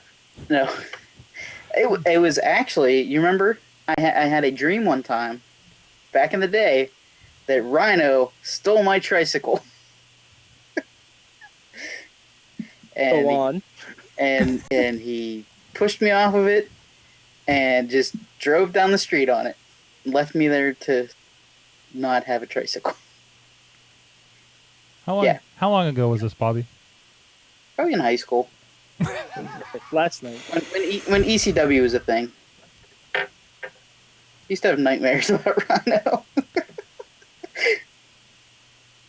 And then they came I wanna- true as he snuck I up want on you. Rhino. I want to get Rhino's autograph, but have him personalize it to say, "Sorry, I took your tricycle." I told him I to don't go think do he it. can do that. I told him to go do it when he was here. Well, he'll be Oh, really? he'll be here.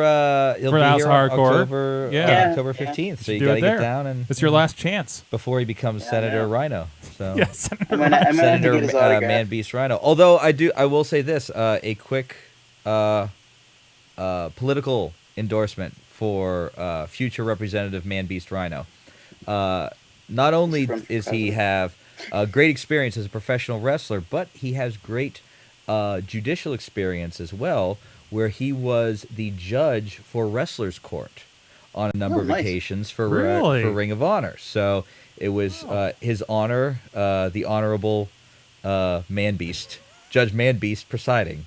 So So this is not just a WWE thing. This happens in. this happens in All other, oh locker no, rooms. this happens in, I mean, it doesn't happen as much anymore, but Yeah. I do know for a fact that Rhino was the judge, and the prosecuting attorney was Nigel McGuinness, and the defense attorney was Jimmy Jacobs. Oh wow. So Oh wow. Who was the defense attorney? Jimmy Jacobs. Jimmy Jacob. Cool. So yes, Rhino has great judicial experience as well for his upcoming political career. And he saved Edge and Christian Yes. back in the day. Yep. Okay, let's do a show. But he stole my tricycle. Well, I gotta find the right one because this guy called twice. Did what now? This guy called twice because he forgot his name. I mean, he forgot his name. He forgot to say his name. We're taking calls from people who don't know who they are. Caller, you're on the line. Where am I? A question of Yeah, this is the first one. Our friend Daniel. Okay. Yeah, so we'll just do this. And Okay. I think I told you the question. Mm. I told you the other segment. I don't think I told the other guys the rest of that. Just Round the horn. we'll do it. Wrestling. I was trying. Yeah, I did fix that. Okay. There's a button I didn't set in the first half, and so I've been fiddling with it. Mhm. Every time I had to cue you. Wrestling Mayhem show. The crew's still here. Chris LeRusso, of course, with us. Going to be on House of Hardcore 20 here in Pittsburgh, taking on Josh Alexander, the Walking Weapon. Are you intimidated taking on a guy named the Walking Weapon? I wasn't until I saw Zorgatron Media's presentation of Super Indy 15, and all kidding aside, what a performance! I mean, he was beyond impressive, and even though a lot of attention was paid to the match, the finals, and then the rematch with Jonathan Grisham, one of the most impressive things was the opening round match with Desmond Xavier, and especially the end of that match, where he caught Dez out of a double back handspring right into the spinning pile driver. Incredibly, amazing strength, and Desmond Xavier is another guy who I think is absolutely fantastic. So, is that available on IndieWrestling.us? It's absolutely available on IndieWrestling.us. Get another plug in there. Also with us, of course, Mad Mike up in Poughkeepsie, New York, and Bobby of J-Town. Who has interesting dreams about Rhino. Listen to Wrestling Mayhem Show Gold for that, if you haven't heard that before. So, it is time for the big question, and we have had a frequent caller who actually had a question I thought was worthy of the big question this week. And let's get into it. Hey guys, how you guys doing today? Hi, Hey, fine. I just want to put out a question of possible talk on your Wrestling Mayhem show coming up this week, and I just want to put this out there. Do you guys think AJ Styles is the best wrestler in the world? Because I was just looking at all of his achievements on Wikipedia not too long ago. Thinking of it as a NWA heavyweight champion, TNA heavyweight champion, currently WWE heavyweight champion, and IWGP. What do you guys think? I was just curious and see what you guys wanted to say. But to me, based on my opinion, I think he is. So I just want to hear what you guys have to say. All right, guys. Catch you guys later, and I will listen to you guys on iHeartRadio. Bye. I love the people listening to us on iHeartRadio. That's Are great. you on iHeartRadio? Yeah, we're on iHeartRadio. Oh, Didn't you okay. hear the intro? We say it every week. See, Sorg, he is a real co-host because he doesn't listen to your intro anymore. Oh, okay. I see. Yes. And doesn't listen back to the show. And okay. Yep, pretty much. He's assimilated. So that's Daniel, our regular caller Daniel, of course. So is AJ Styles the best wrestler in the world? Now, I agree on paper, yeah. I mean, he's definitely historically having, all those championships under his belt. Certainly. I mean, I don't necessarily know about that because there was one point where Big Show was the only person to ever hold the ECW WWE and WCW title. Yeah, but it's kind of like that's kind of like the the Dudley Boys saying, "Well, we've held this and we've held the WCW title." Like, yeah, after they bought it, it was just the name, right? Like Yeah, they weren't. but Yeah, Isn't saying AJ Styles is an NWA champion kind of the same? as TNA, NWA, yeah, Yeah. certainly, Because certainly. I mean, technically, Kurt Angle's an NWA champion.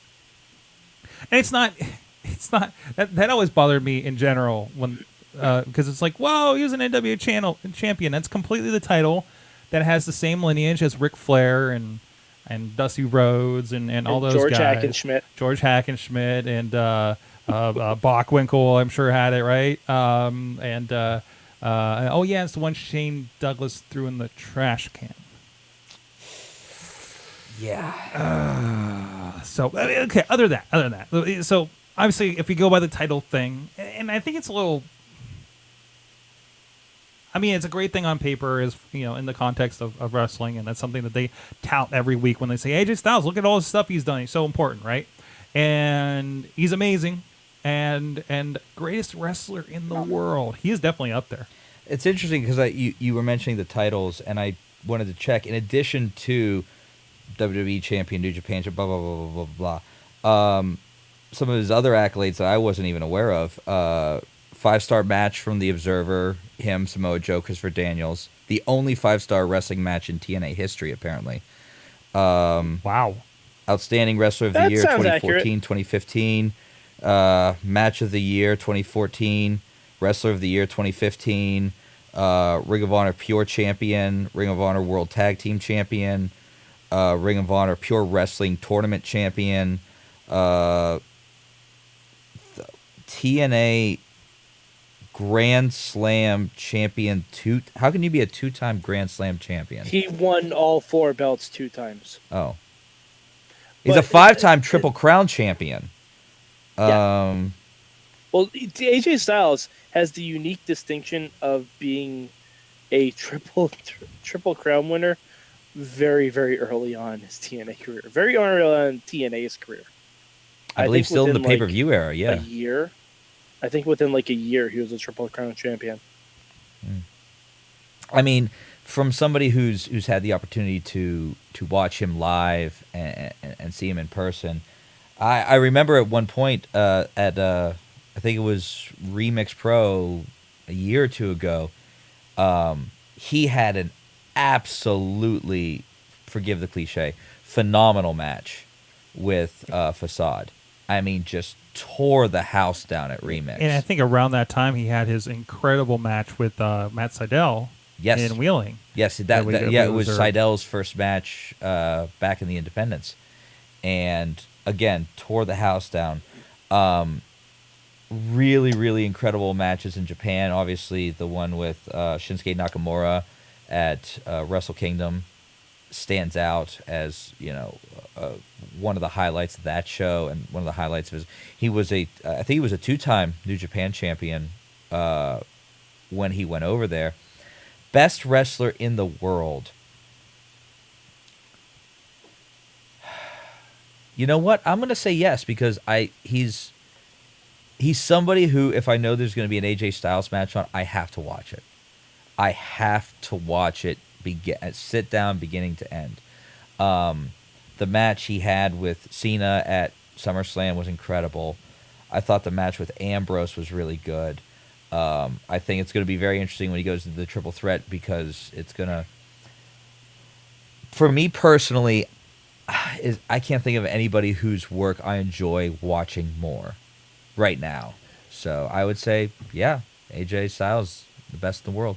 He's kind of a cornerstone. Like, you're going to get good stuff from him, and he's that guy on SmackDown that makes that like, it doesn't matter who you throw at him, it's going to be good, right? And I think that equivalent is actually, maybe we have 2 of them now, but I was going to say Seth Rollins is that equivalent on Raw if you look at from that aspect, right? Because you're like, well, if they're having a match with Seth Rollins, yeah, this is going to be at least digestible, right? If you're looking at whatever you thought of Roman Reigns over the time or anything like that, right? AJ Styles had a tremendous match with Roman Reigns. Absolutely, right? yeah. So two really good matches with Roman Reigns. Oh, absolutely.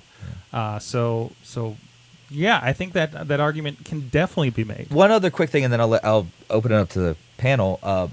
I think another really big indicator was, do you remember the reaction he got at the Rumble? Like, that was maybe the loudest genuine reaction that I can remember in 5 years. When he, I think the location helped with that, though. that did help a great deal. Absolutely. Where were they? Yeah, if that was They were in if Florida. that was in Yeah. they were in Orlando. I mean, they were in TNA's wheelhouse. Mm-hmm. Like everyone there knew who AJ Styles was. If they were in a non-wrestling town, like, not to pick on them, but Nashville.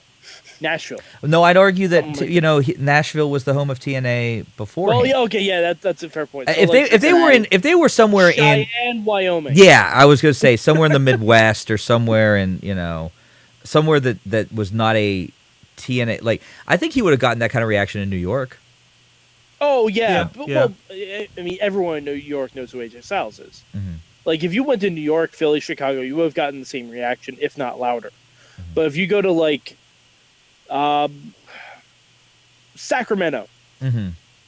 to pick on a random Californian city that's not LA, like, not exactly a wrestling town, like, TNA never ran shows there. So, I mean, that was... But is AJ the best in the world right now? I watch Lucha Underground every week, and I don't know if I can say that. Yeah. I feel like when you look at Lucha Underground, you're having different kinds of matches, though. Right? Not. I want to call them spotty matches. Yeah, but I'm not even talking like the Spot Fest. I think if you look at that, like, Ring of Honor is more damning for that, if you're looking at it that way. But I also think if you say best wrestler in the world, you got to look at Japan. Mhm. And there are a lot of good wrestlers over in Japan, too. I mean, Shinsuke. Right now, currently. Shinsuke. Okada. Yeah. Shinsuke, Okada, Tanahashi. Kota. Yeah. I think some arguments can be made about Kenny Omega. Mm-hmm. I Kenny think Omega? Yeah. I think I'd put AJ in my top 5. For sure. I don't think I'd call him my favorite guy right now. I think that has to go to Kevin Owens. Right. Agreed. Because, like, AJ, great wrestler, phenomenal wrestler. Again, the puns. But and his promos are coming along. Like, he's probably one of the better promo guys on SmackDown. But the thing that has always been an issue with me with AJ Styles is his personality doesn't translate in the ring. Like the reason I enjoy Kevin Owens so much is Kevin Owens is constantly talking, like constantly giving his opponent shit during the match. Even someone like Nakamura is constantly playing mind games during the match. Right. Like he's doing things, so you can be both a heel and a face when you do it. But I don't know, AJ, like, you can tell he knows what he's doing in there, and you can tell he's extremely athletic, extremely gifted. But as far as, like, the persona doesn't carry into the ring. Once you see AJ in the ring, you know it's an AJ Styles match, but it doesn't really change that much whether he's a heel or a face. Right. Okay, I got you. Versus like Kevin Owens, like, his match is an extension of his promo. Mm-hmm. Right. So Yeah, I get that. Like I've said, Kevin Owens should be mic'd up for every match he has. He doesn't need to be. No, and He doesn't need to be with WWE cameras. But one of my favorite Kevin Owens things, I'm sorry to cut you off, but was when he was doing commentary after a match and he kept telling Byron Saxton to shut up. And just every time Byron Saxton, shut up, Byron! And just would plow right over him.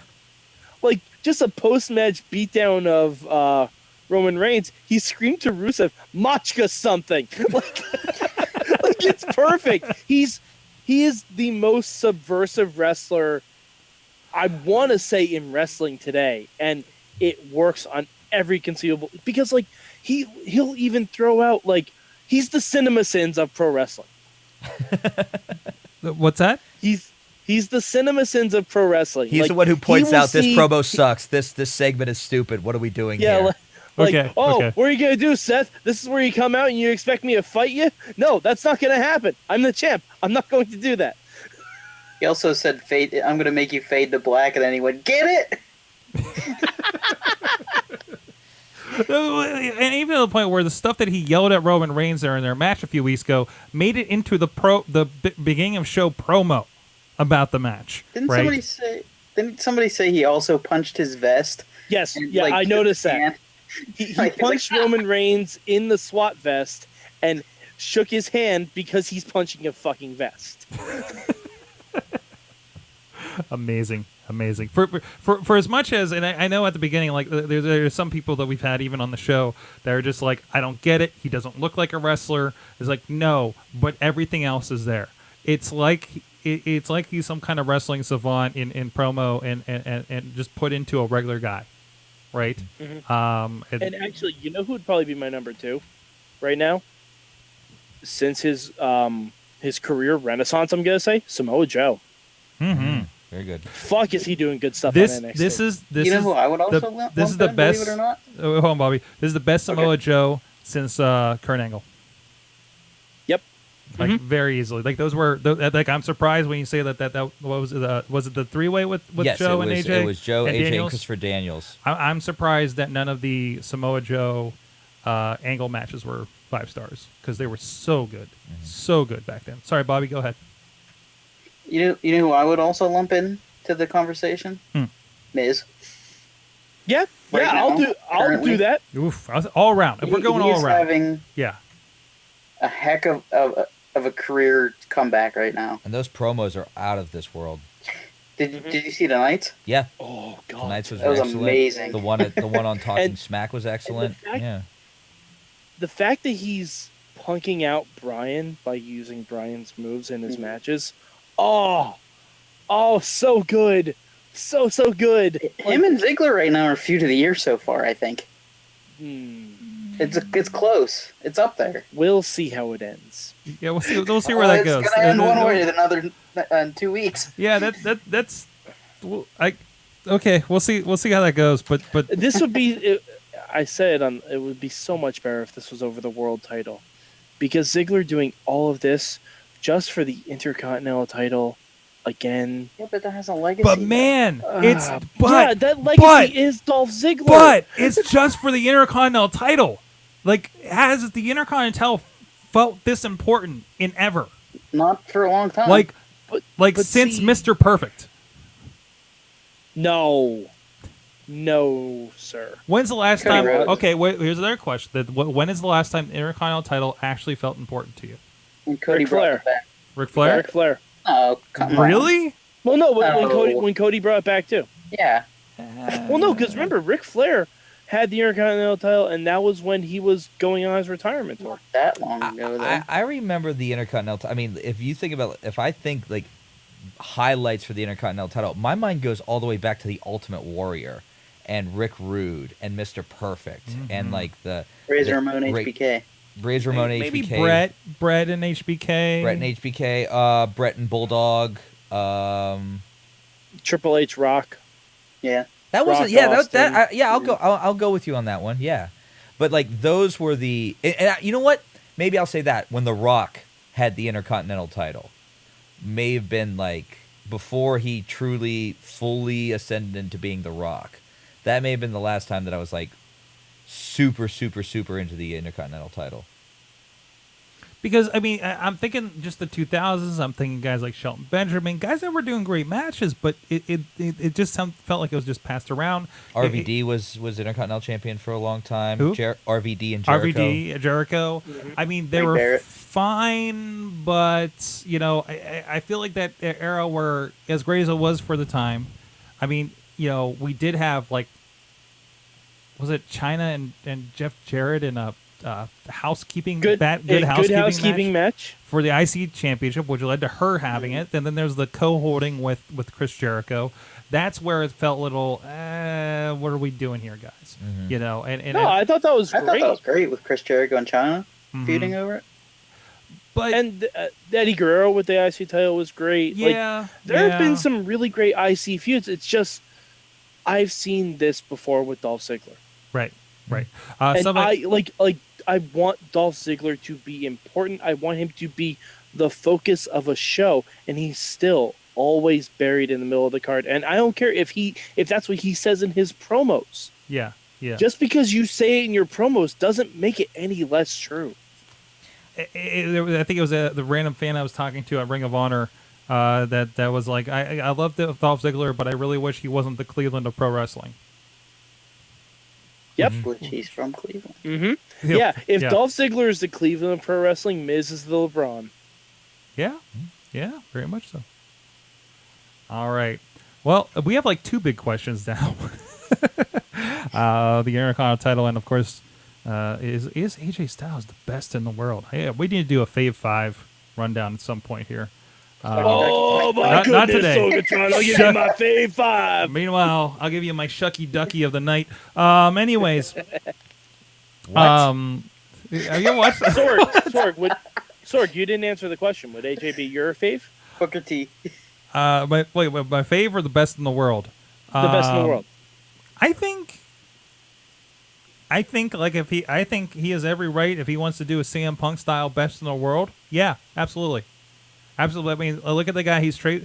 He left the green pastures of TNA where he dominated for so long, made a name for himself, and to the point where he could walk right into WWE and into a world heavyweight title in his World champion within a year. Yeah, world champion his rookie year with WWE. When's the last time that's happened? Brock Lesnar? It would have to be Brock, yeah. And he was a Sheamus. Sheamus? Yeah, but Yeah. we can still say that was kind of an accident. Is Tables. that the foot through the table thing? No, It that is counts. how it happened. It does count. I know. But Yeah. but still, like it doesn't happen that often, right? There's a guy Also that came Kevin in Owens. like that. He went and proved himself as the best, got people's attention, and walked right in. Because I think he's a guy Like Finn that Balor. no matter how hard, yeah, Yeah, Finn Balor right there. Finn Balor's another like one. The night he debuted next week. Yeah. You know, AJ didn't only do that in WWE. He also won the IWGP title his first night in New Japan.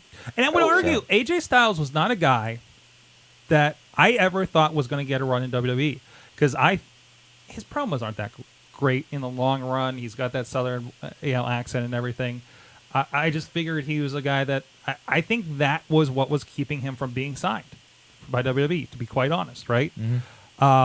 Because you can't. He's still AJ Styles. He's still AJ. You know, and that he got to let his work again build that buzz that they couldn't ignore him anymore. Basically, right? So I think that's the fact that he did that, and he's so good in the ring that whatever preconceptions about otherwise with him, that in the right time, of course, because we're seeing the changes in WWE in general, and that all came together. So yeah, I'd say right now, yeah, absolutely. And you guys know why this is all happening, though, right? The brand extension. It is definitely assisting with it. If the brand extension didn't happen, guess what?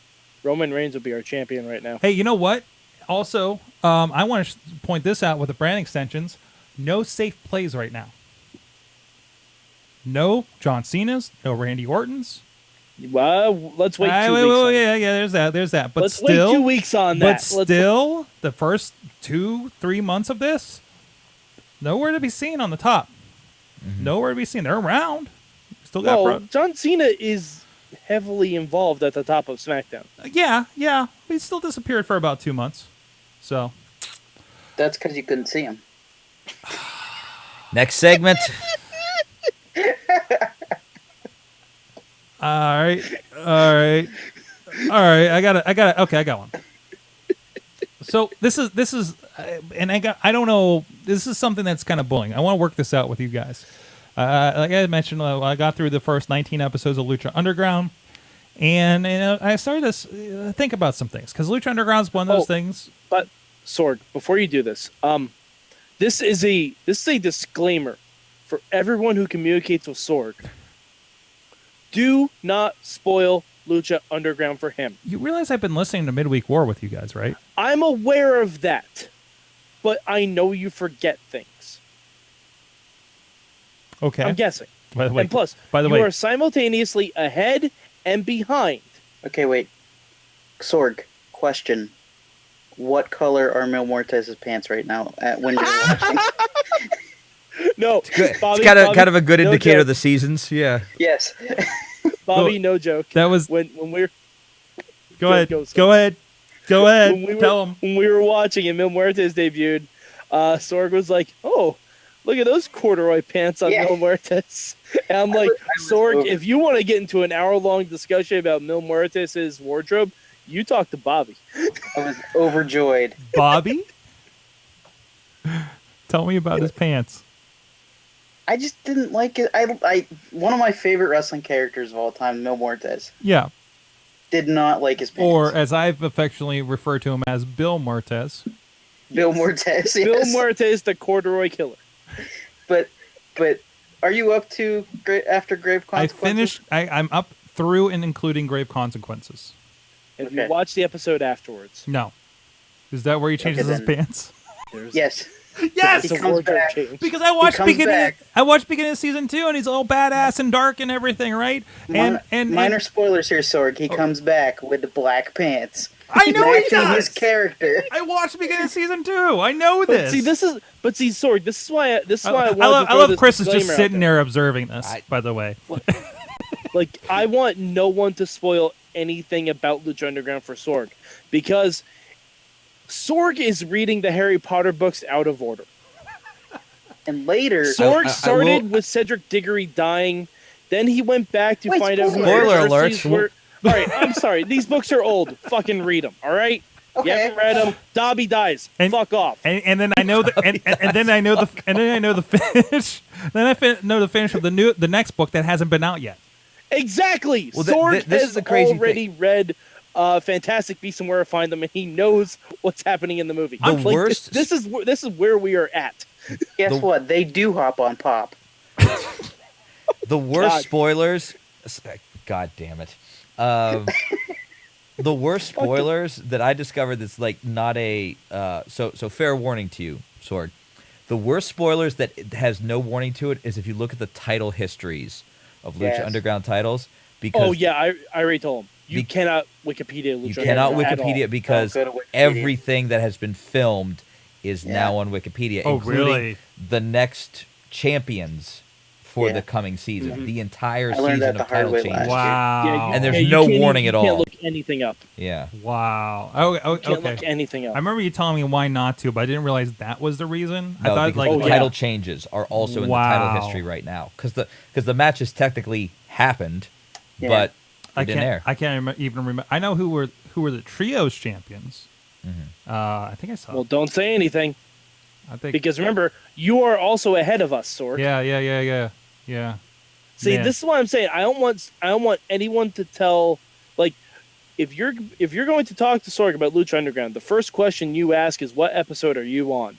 Yeah. The second question: what color are Mil Muertes' pants? Yes, that is also a valid question. Sorg, you had a question in here at some point about. Yeah. Yes, I'm sorry. No, I this is wanted way to throw more a interesting than my disclaimer out there question. for everyone who could possibly talk to you during your Lucha excursion. Because we don't want anyone Edge returning at the Royal Rumbling this for you. What? Edge returned at the Royal Rumble. Yeah. Well, no. That's a I that's know. a I understand. veiled reference. Eamon spoiled the return of Edge for Lunchbox. Yeah, Xbox was working that night, or no, he had to leave his own pay-per-view party because he got called to work. Yes. Yeah, that was. And that was Eamon texted him like, "Whoa, how about that finish with Edge winning, huh?" And he's like, "God damn it!" Anyways, so I'm watching Lucha Underground as we've been saying, and of course we just got done with the Cruiserweight Classic and NXT, and then of course the Cruiserweights now on Raw and pay-per-views in front of 10,000-15,000 people. So I started thinking, and I think when you look at the wrestling that happens on Lucha Underground is very closely connected to what happens on the NXT CWC properties, right? And I think the matches have been great on Raw and the pay-per-views so far. The 4 cruiserweight matches that we've had with the holy crap, they're changing the ropes kind of thing. Getting past that. But there is just seems like something's a little different. And it could be just the fact that they're on Raw and they have different people. Maybe it could be the agents for all we know, right? But I wonder if those are the kind of matches that classically we've seen on the indies, right? Your super indies, your even smaller shows like Ring of Honor, because as good as Ring of Honor is doing, Ring of Honor doesn't typically do more than 1,000, 1,500 people in a spot. I'd say that's accurate. Yeah. Right. I don't know. I don't know what the house was from Stage AE. I mean, but Stage AE doesn't hold more than 800, 1,000, something like that. I think the biggest crowd I've seen was when the first time I saw him in 2007 with Mad Mike at Hammerstein Ballroom. 2007, does that seem right? No. Yeah, it was Danielson's last match, so whenever that was. Hold on, I got the card here somewhere. Anyways, I'll find that later. But so I'm wondering if it's one of those where that style of wrestling translates best when maybe on television at least, when it is in front of a crowd of 400 to 1,500 people, right? And maybe something's lost. And I started thinking a little bit about like when you're, like I'm thinking about stage performances and the stuff I know from that, where there's performing to the back row, which is something I'm sure in wrestling that is discussed and taught as well, and think about a play in a giant place, in a giant, I don't know, Heinz Hall, Benedum Center, Hammerstein Ballroom, something like that, versus a small playhouse play, right, where you're really close to things. It's more intimate environment. We say we like the indie shows because you're more closer to the action and everything, right, versus being up in the nosebleeds for, say, a WWE event. So I think there is a little bit something to taking a cruiserweight match and playing to, how many people were in Full Sail? Like, is it 400? I think. I'm not sure about Full Sail. I think I've heard. Yeah, probably about 400. Probably not much more than that. Versus playing to 15,000, let's say, or even worse, WrestleMania 100,000, right? Which even we watch WrestleMania, and sometimes it's like that doesn't feel the way it probably should have, right? WrestleMania 20 to me felt way different than WrestleMania 29. I was at both those shows. Right. One was in the Garden, one was at the MetLife Arena. Right. Those felt like two completely different shows. Right. And for space, right? Yeah. Well, because and I mean, if you listen to any wrestler podcast who talks about performing at an open air arena at a WrestleMania, the first thing they say is you can't hear the crowd. Right. There's a disconnect. You can't hear the crowd because all the sound goes up. Yep. Yeah. So I mean, performing outside, anyways, like because even on small indie shows that are outside, just the sound goes in every direction, and you can't hear. Whereas if you're in a smaller enclosed space, it's bouncing towards you. Yeah, it can sound like one of the things about Stage AE that was great was because it was a concert venue. The sound just sounded so loud in there for some of those matches. And then, but I mean, if you go outside, even if you do go to like a festival or something and there's 300, 500, 600 people there, if it's just in a field, the sound just goes in every direction and you can barely hear them. Right. So. Right. So and I feel like maybe that is part of it too.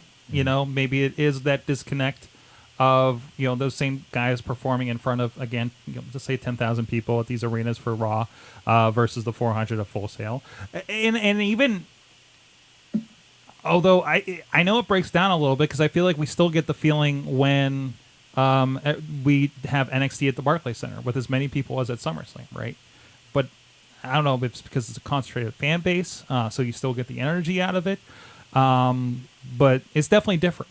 So it's kind of like I'm working wrestling. I'm working around this idea, but I just kind of wanted to present to you and see what your guys' thoughts were, Mike. I think it's also kind of like when you get like WWE shows in Europe, because they don't get that often. So you'll get the concentrated fan base. As far as the NXT at the Barclays, you're saying? Yeah, because we get that once a year, maybe twice if we're lucky. And then when it's in the area, plus that because SummerSlam's already there, it's already a hub for wrestling. Like I walked around the city earlier that day, I saw dozens of wrestling shirts just around the city, nowhere near the Barclays Center at all. Like you could just tell there were a lot of people in the city that weekend for wrestling. Whether they were going to NXT or not, it was just they were in there for wrestling. But I also feel like the announcing has a lot to do with it. Mm-hmm. Because if you watch Lucha Underground, Vampiro and Matt Striker are into that show. Mm-hmm. If you watch the CWC, Mauro and Brian are sometimes a little too much, but they are into that show. And Oh my gosh! Yeah, exactly. And if you watch Raw, right. Michael Cole is a non-reactionary robot. He's And better that's because he's better now, though. Oh no. I'm not saying anything about what he's saying. I'm just saying the visual of it. They're not supposed to visually react to things. Right. They're like if Corey Graves pulled a Vampiro and started standing up and clapping at a high spot during a match, he'd have immediately someone barking in his ear, "Shut the fuck down, Corey!" Like you're not allowed to do that. Mm-hmm. And it's because they can't have that genuine, like the reason we love Jim Ross so much, genuine reactions. Right. Genuine reactions, because they weren't overly produced on the headsets back in the day. That's why Jim Ross has said numerous times he could not do what Michael Cole does, because he doesn't want someone in his ear all the time. He just wants to be able to call the match. Right. Right. I know we give Michael Cole a lot of shit, but it's like if I'm trying to talk about this and Sorg or Bobby is in my head saying, "Don't forget to mention the Twitter. Don't forget to mention the Slice on Broadway." That's fucking difficult to do. Right. Right. And it takes away from your genuine reactions of the match because you're listening for what you have to do next. I don't know. I think announcing has a lot to do with it, because you can tell Vampiro and Striker are minimally produced, if at all, through their headsets. Right. Bobby, Chris, what do you guys think? Bobby, go ahead. I don't know. Thanks, Bobby. Expert analysis by Bobby F. Jedtown. I'll go. I don't know. Does the size of the venue matter? I don't know, because you mentioned the Barclays Center for TakeOver, and then there was the TakeOver in Texas before WrestleMania, and then there's Hammerstein Ballroom's not a small venue. It's a pretty. I mean, you can get a couple thousand people, and that place gets. It depends on the room, but yeah. Yeah. Well, no. I mean, if you're in the ballroom, if you're upstairs, that's I think 400, 500 tops. And that's where Raw started. Yeah. And that's where TNA used to tape. Yeah, but if you're down in the ballroom, that's a couple thousand, and that place can get rocking. Yeah. So, I've seen some. I mean, just as a fan, I've seen some bigger crowds really, really, really, really get into that faster paced style of wrestling. So I don't necessarily think it's 100% the venue. I think sometimes if you're at a Raw, or if you're at a Raw or a SmackDown, so much else is going on where they're worried about camera shots and watching Raw live and watching Raw on TV might as well be two completely different experiences. Although they're getting better. My cousin that what do you say for weddings? He's a pastor, and he did my brother's wedding. Oh, we were talking. He officiated? Officiated, I guess, yes. Yeah. Refereed, I don't know. Refereed the wedding. He was talking about he brought his... Hey, are we talking about Stephanie and Test again? Hey! He was talking about how he went to Raw, and he brought the kids, and he was really worried about the kids. He's like, well, of course, we had a really great Raw. That's the one where Sasha won the belt and everything. And he's like, it was exciting, and Raw hasn't been that forever for the live crowd, right? It felt like a TV show. There was so much going on. But anyways, back to it. I'm sorry, further on your point. Just that, I think that you can have that same kind of energy, that same kind of intensity in a venue of any size. It's just the right performers, the right, if the magic's right and the mood's right, you can blow the lid off any arena. So, right. In my opinion. Exactly. I just want to bring up a real quick point. I'm kind of echoing. The crowd has a lot to do with it too, because you'll have, last week we were talking about the cruiserweights, how the crowd was silent at first, and then all of a sudden the crowd started catching on, started chanting, "This is awesome." By the end of the match, they were really into it.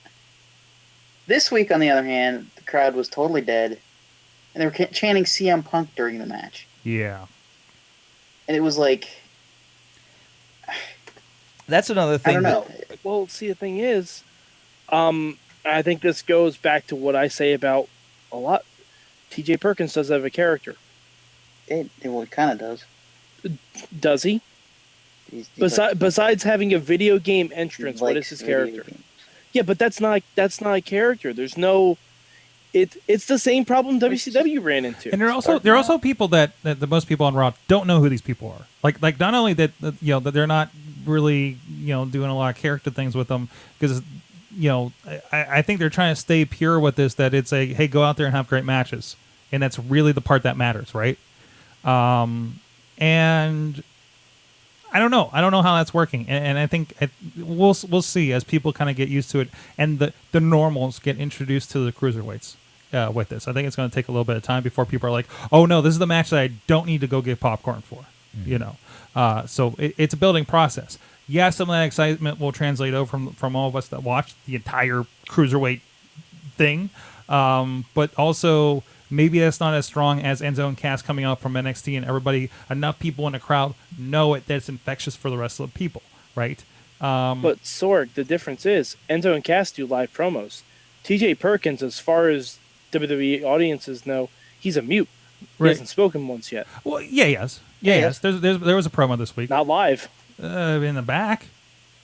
Yeah, After but the Cruiserweight Classic, he did. Yeah, but no, all right. We're assuming at least 2/3 of that Raw audience that's true. did not watch the Cruiserweight Classic. Of course. Mm-hmm. Right.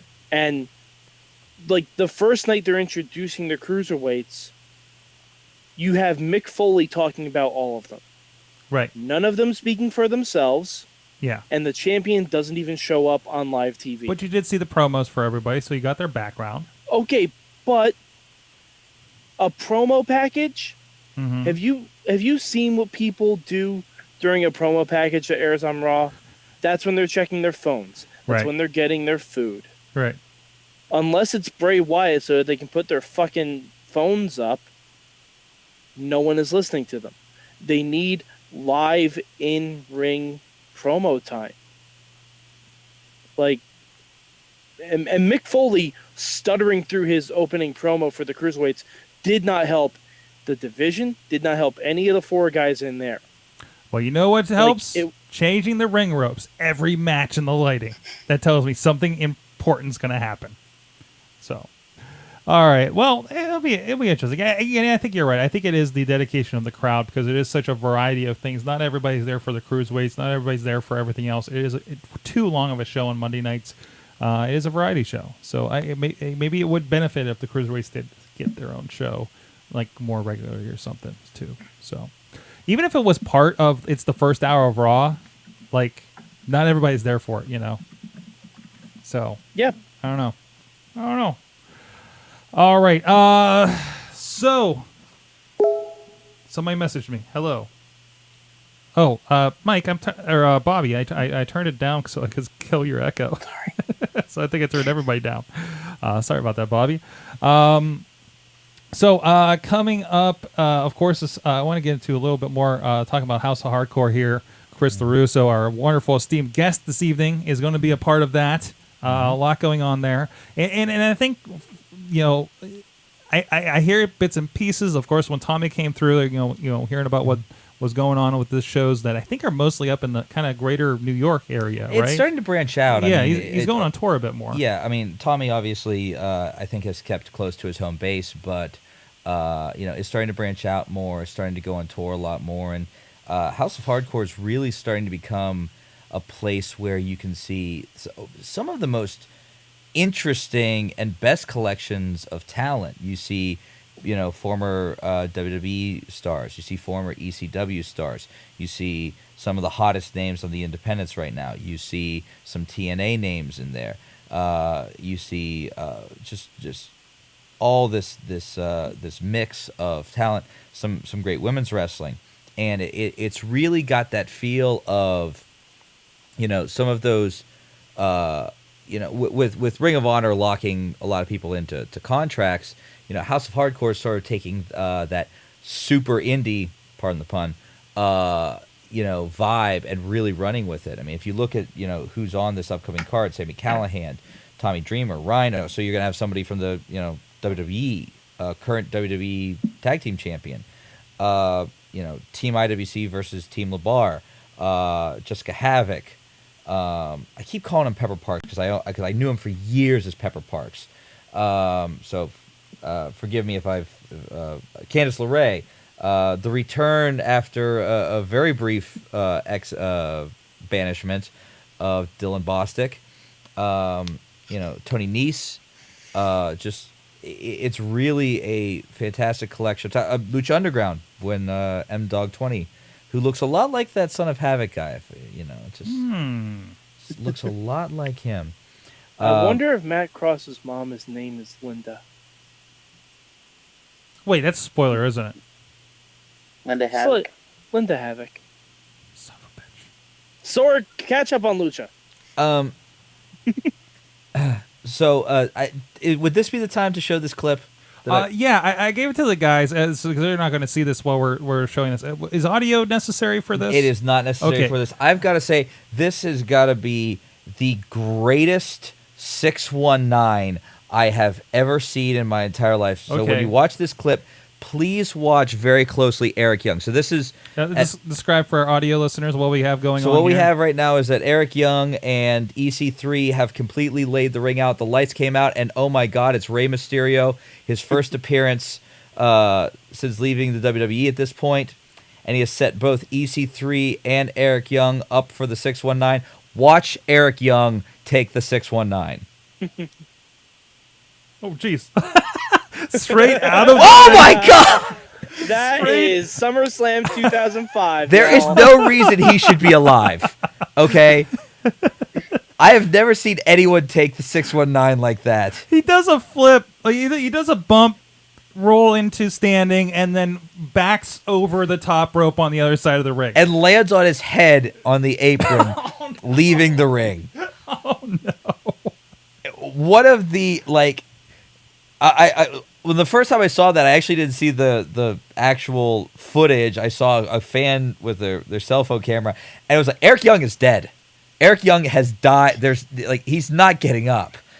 And we replayed it a bunch of times. It's like, he's dead. There's no way.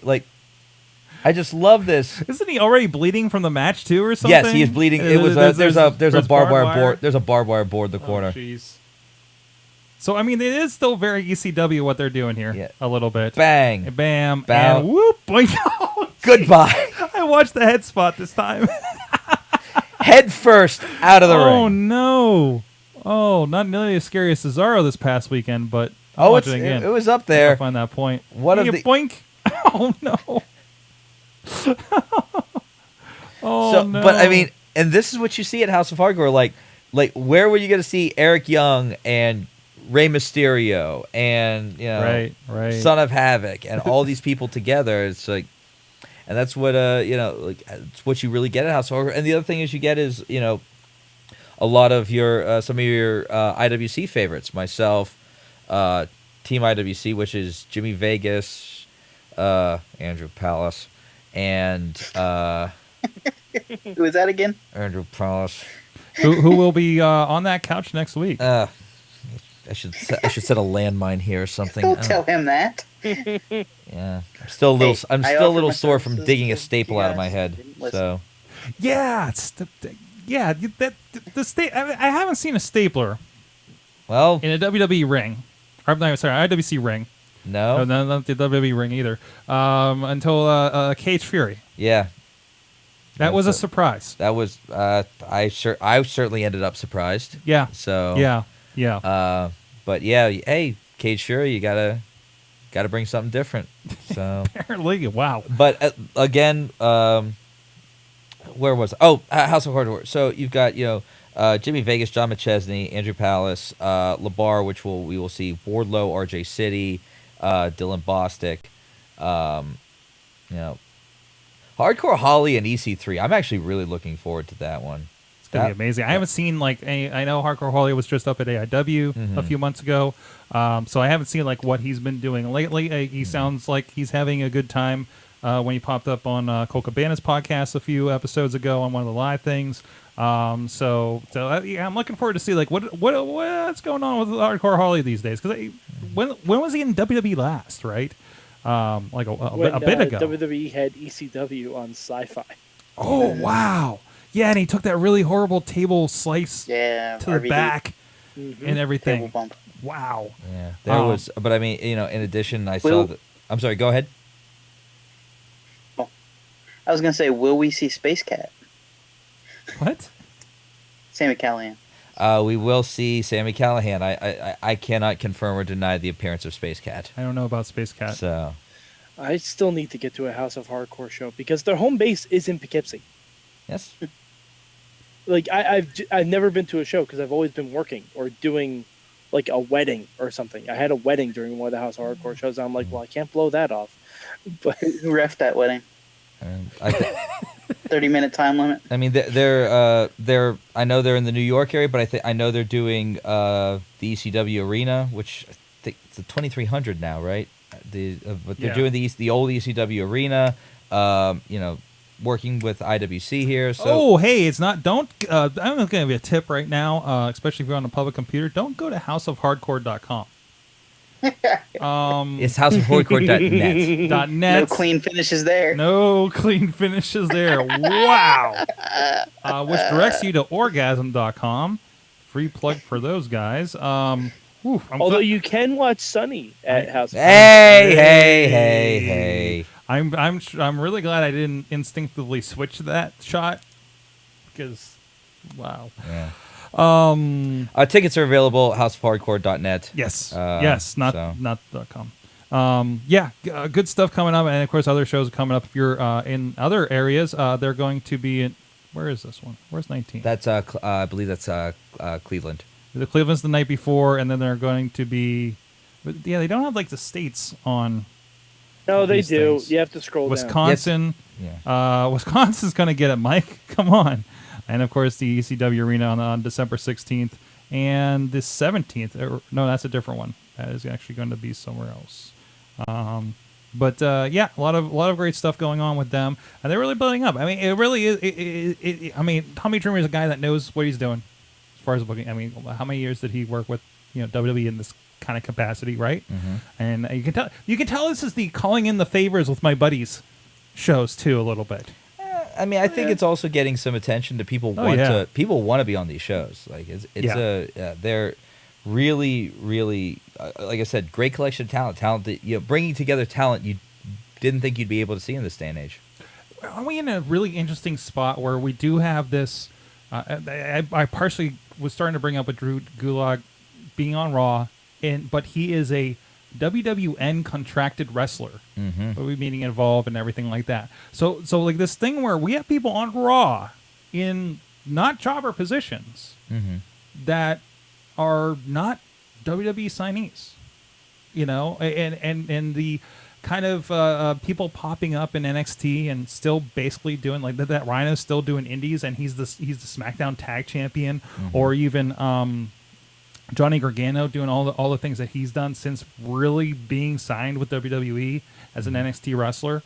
They're allowed to finish these off. There's like this interesting kind of halfway point where a WWE being on WWE TV doesn't mean being a WWE wrestler anymore.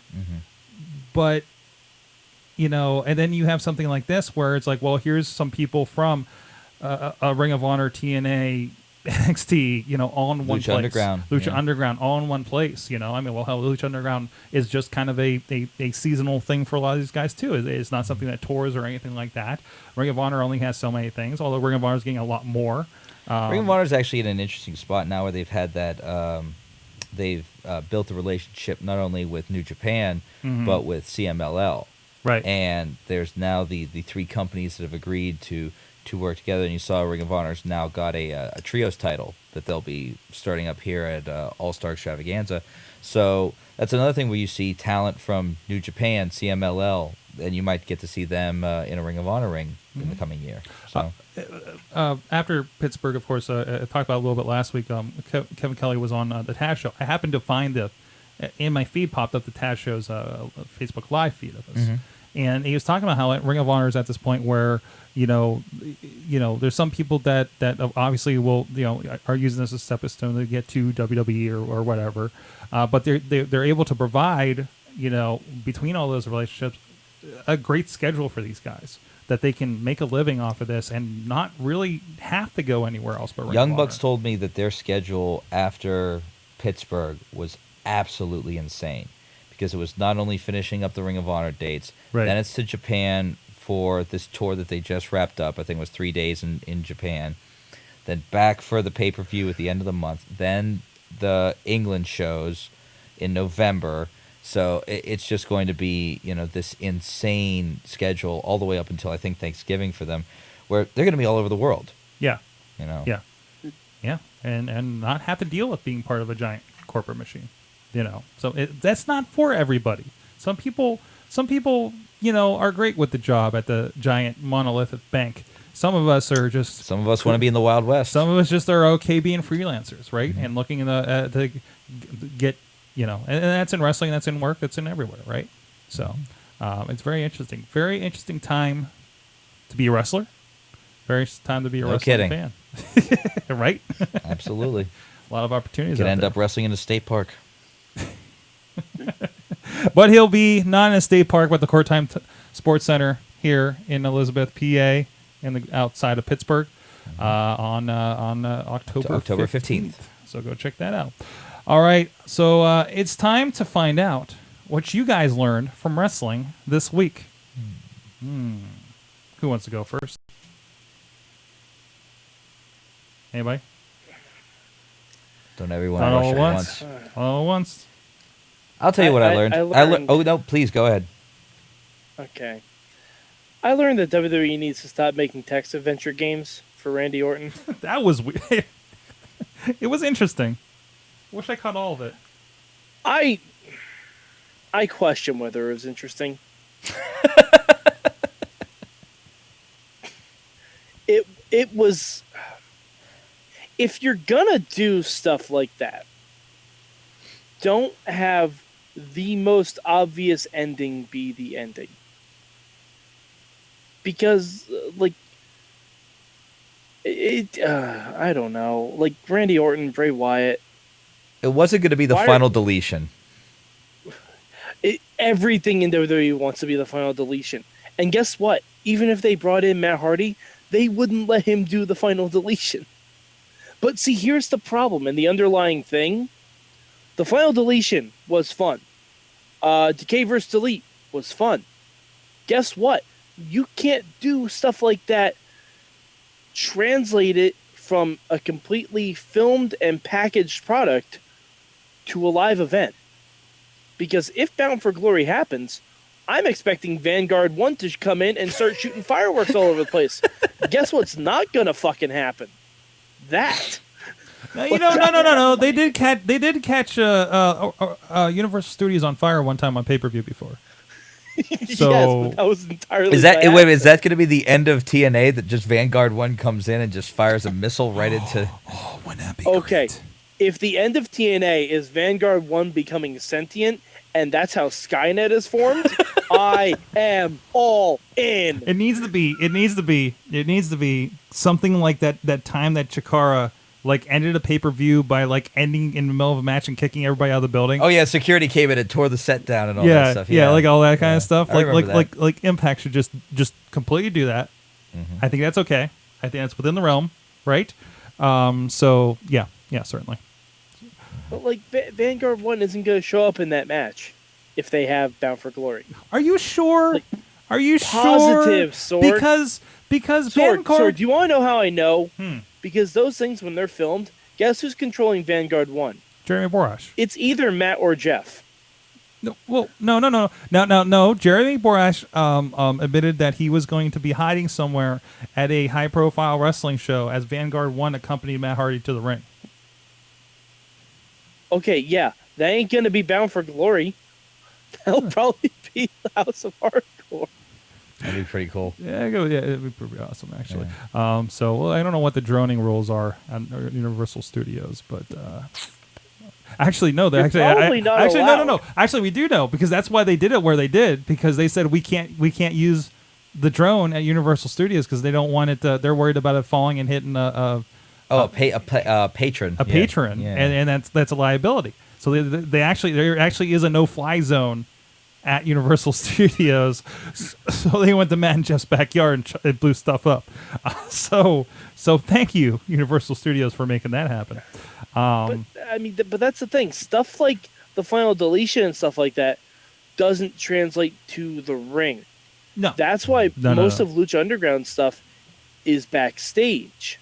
Mhm. Like the story is backstage. When Sorg, when you were at the tapings, you can tell us the matches that happened, but apart from telling us who the champions were at the time, you have no fucking idea what the stories are. Nope. What color That- were his pants? What? Bobby wants to know what color Mil Muertes pants. Or the color of Mil Muertes pants. That's the real story here. Bobby, or I'm sorry, Chris, you had something.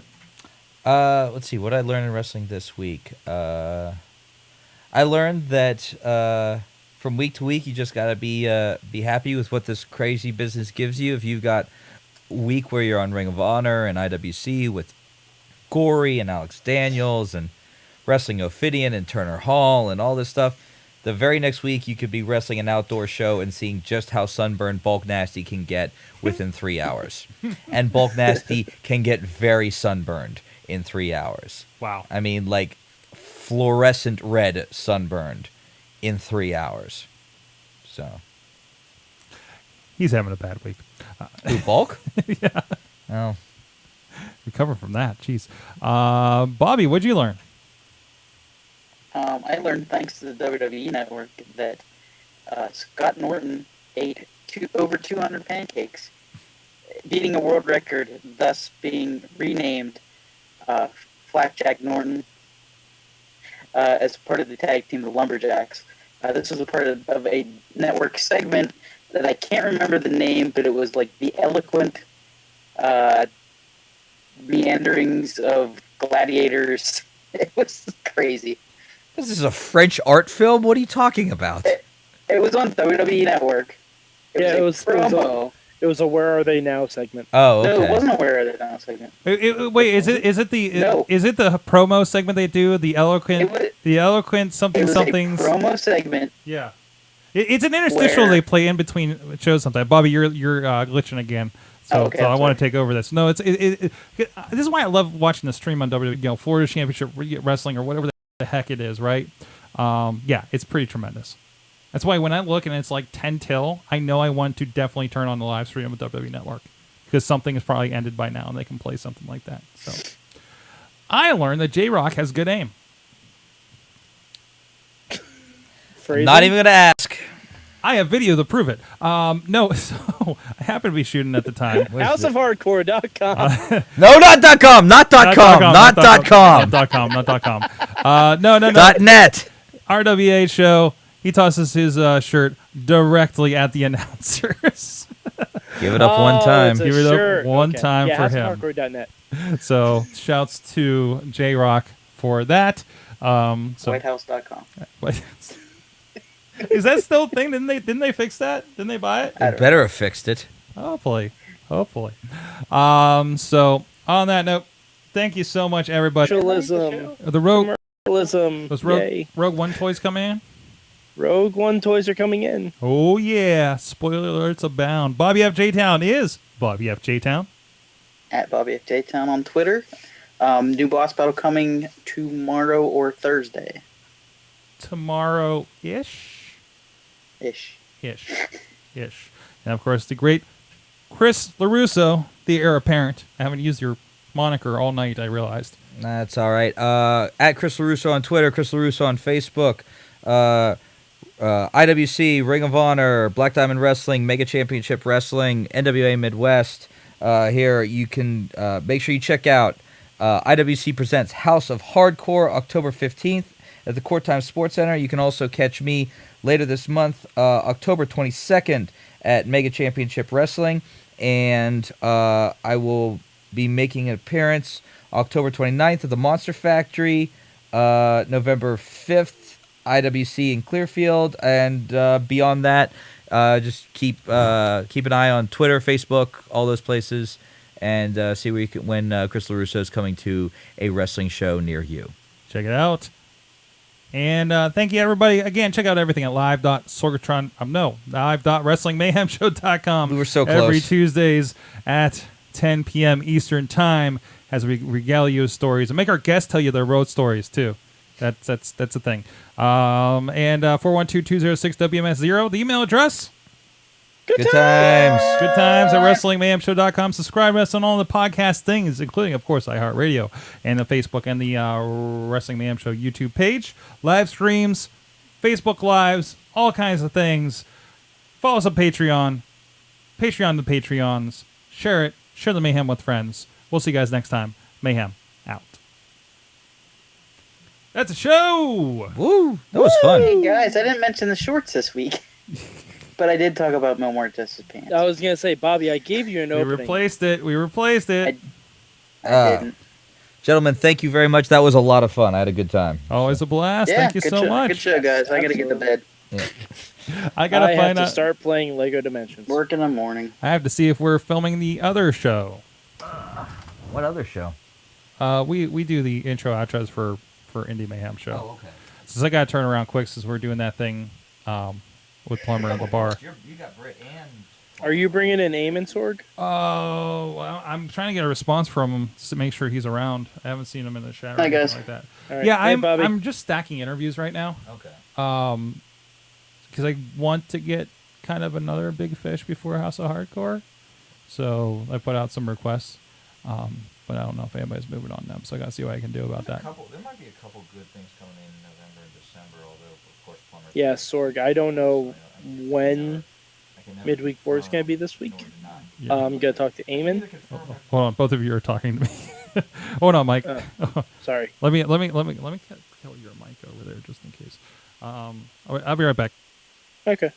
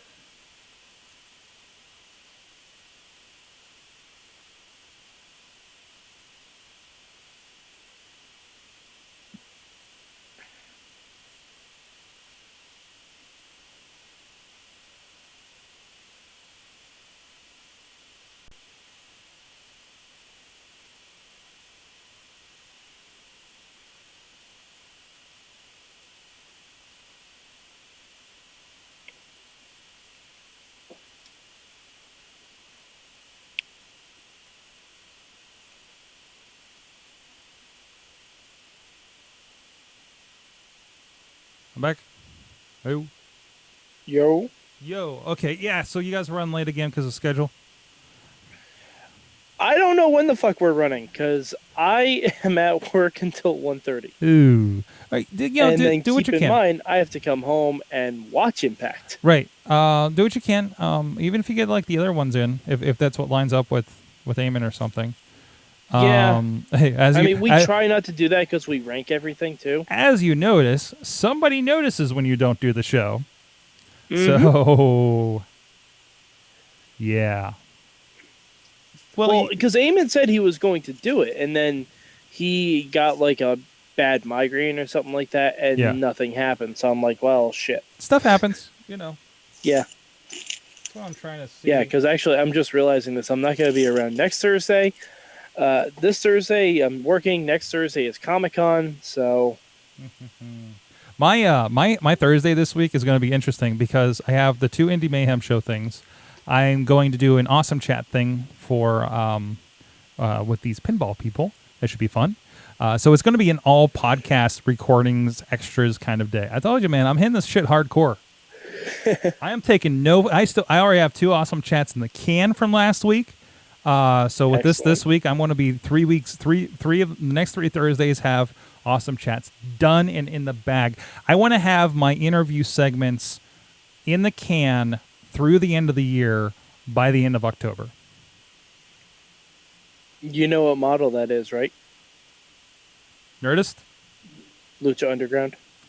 Yes! I'm going to Underground the shit out of this. Yes! Also, any television production ever. Well, obviously, but you know, Because because you still do a live portion of it, right, and maybe that's why I'm saying it's Lucha. And maybe timely stuff comes up, like, hey, let's do this thing in advance of this, like the LeBar thing, right?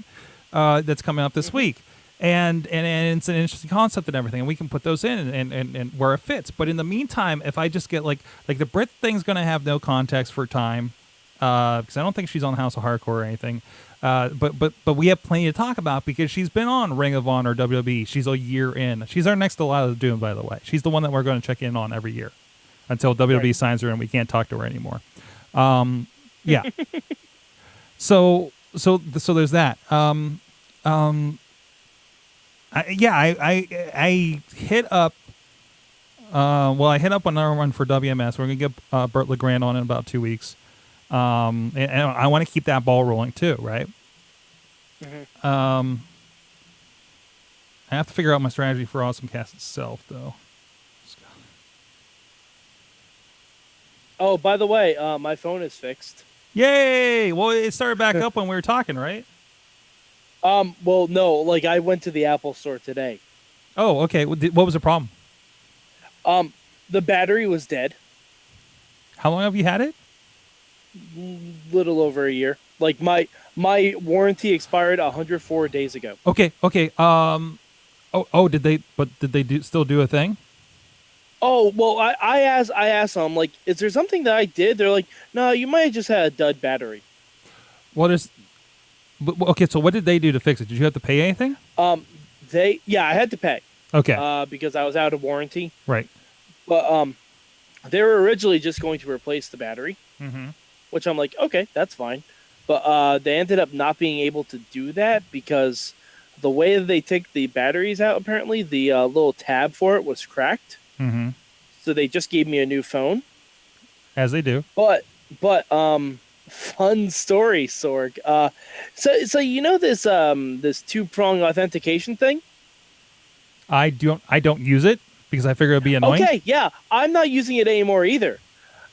Because it locked you out of your phone because of the switch. Because when they send you the code, guess where they fucking send it? Oh, you know what they didn't do? They didn't have you, because when I had to get my phone swapped, they had me log into a computer with Find My iPhone to de-authenticate the phone I was giving back. Yeah, they probably should have had me do that. They probably should have had you do that. Yeah, and talk to a very nice woman over at Apple. Mm-hmm. And she walked me through those steps. But now, I mean, everything's hunky-dory. Yeah, I mean, it's one of those things. Yeah, because I was scared about the backup. Yeah. But, dude, like even the photos I had saved from iCloud were all in here. Mm-hmm. Oh, it's pretty smooth these days. Until it doesn't work, like your instance or something else glitches. But generally, yeah it's pretty nice. Yeah, I was amazed with how easy the backup server was. So two things. First of all, I watched on This Week in Google about 2 months ago. There was a guy filling in for the usual guy. And there's some kind of new 2-step authentication that was brought into Google, I think. Like just Google as a whole. Like it was a new brand of it, a new version of it they were doing. And the guy set it up. And ended up because these guys have multiple phones for some reason, because they review a bunch of them, right? So he sets it up. And the code probably went to the wrong place. And he ends up locking himself out of his phone and all of his Google account stuff. Like live on the show. Yeah. That's quacktastic. And I told you the story of my success, right? You've heard that, right? Mm-hmm. About how I went back, thought I was going to have to pay, and they completely just swapped it up and said it was a warranty thing. Yeah. Yeah. Apple's pretty great sometimes. Yeah, I was really, really concerned about it, but like I'm back in the game. Mm-hmm. Because Sorg, like when I said that there was an issue, like when I made the appointment online, Mm-hmm. they were talking about like, oh, let's send it away for repairs. I'm like, oh no, like this isn't good. So- Like I don't need this happening right So now. did you just pay the replacement fee? It's like probably like $200 or something. Oh, not even, because they're just going to do a battery. Yeah. They charged me the battery replacing fee. How much is that? I only have to pay about $80. Oh, that's not bad. You got off good. Now here's the thing about the battery. So with my 5S, there was something going on where the battery got weird and where it was like, it said it was like 40% and then it would die, right? So I took it in and they were like, yeah, your battery's pretty much dead. And again, it was like after a year, right? Like, yeah, Right. your battery's pretty much dead. Something is continually running on your phone and basically has been thrashing your battery, right? Because did they Okay. do like kind of a battery test thing where it showed this grid and everything on yours? They didn't do that because but I'm going to like start running because I know where it is now. Mm-hmm. I think I'm gonna just like keep an eye on that to see what's running. But, Where did they show you that is? In the battery life thing. Oh, okay. Oh, where it Like the shows you use- like what is. Yeah, because now it like the shows you exactly usage what's and using what. Yeah. So they showed me that, and so they basically swapped me out, or I can't remember if they actually replaced the battery or just swapped me out at the time.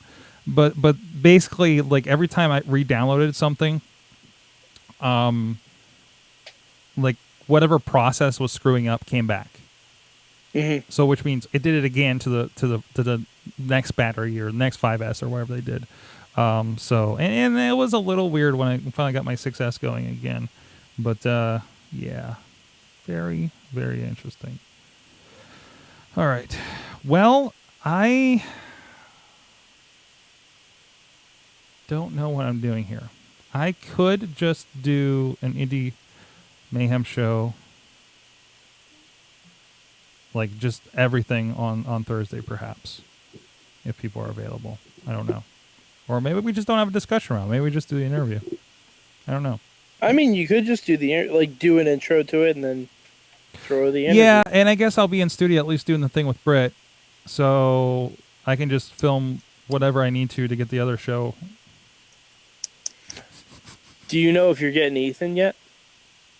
No. I've had no. That was the wish list I kicked out. Nobody's. Okay. I'll maybe prod Plumber and say, hey, have you talked to anybody that maybe I could do a thing? So we'll see. We'll see. His name rhymes with Schmeathan Schmarter the Schmurd.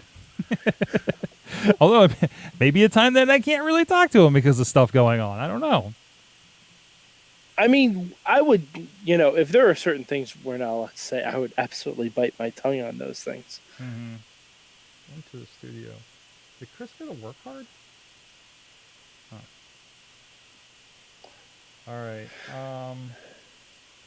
All right. Well, since I'm not getting a response here, I'll go ahead and cut this for tonight.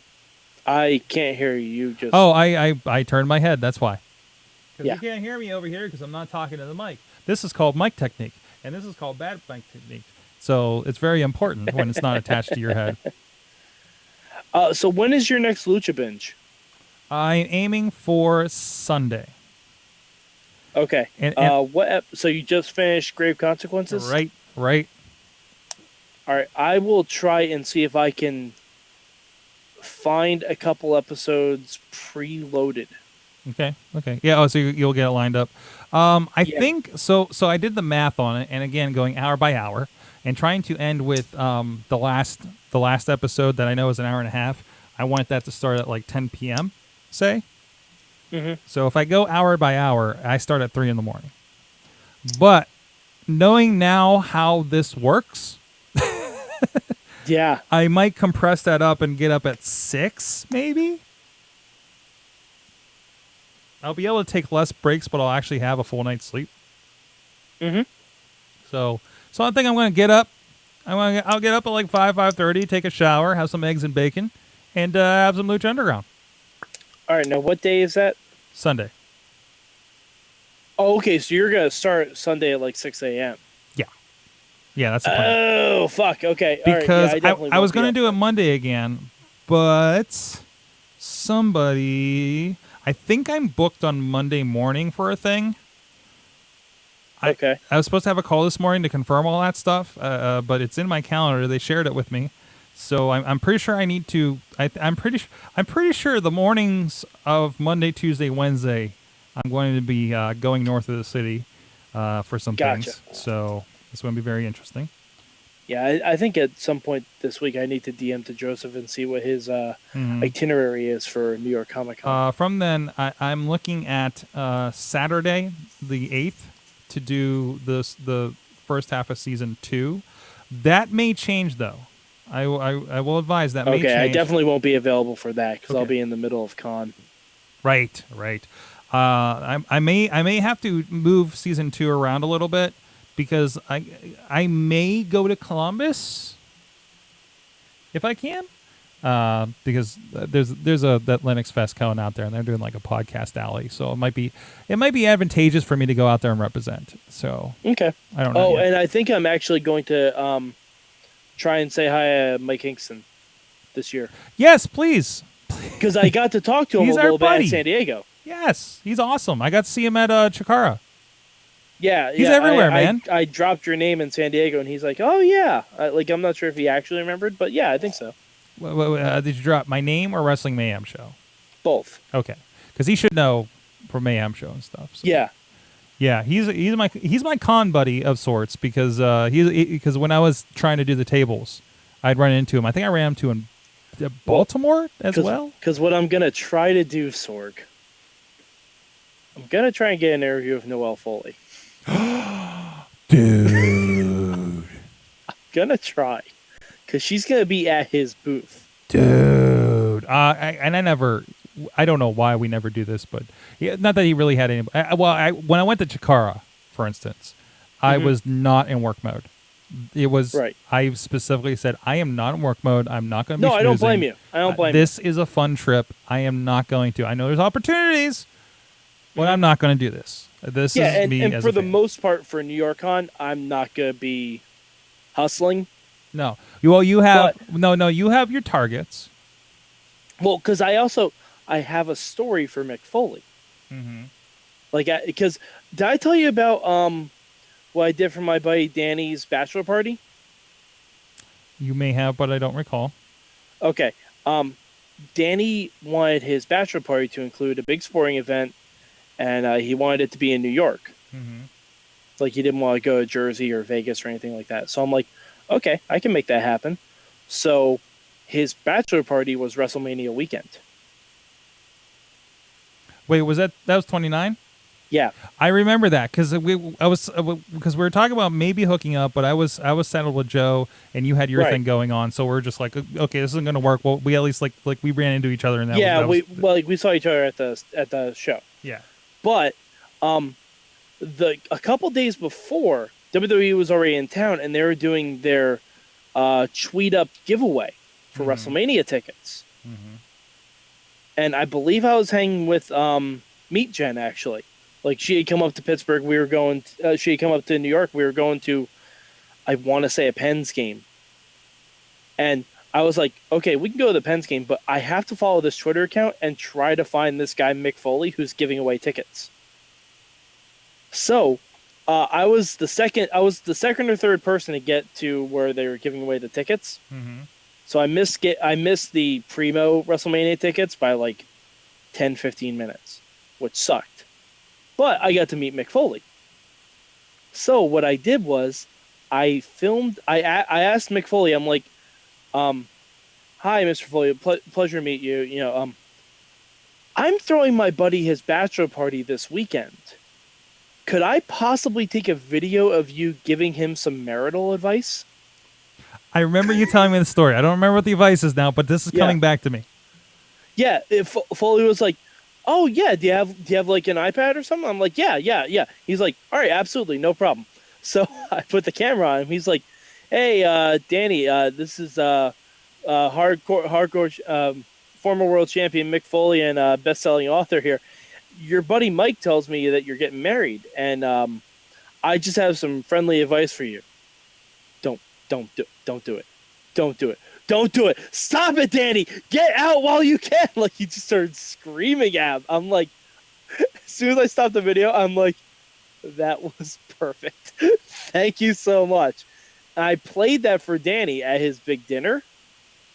So if I see Foley at my Kingston's table, I'm going to tell him about that. I'm going to say, he didn't take your advice. They're still married to this day.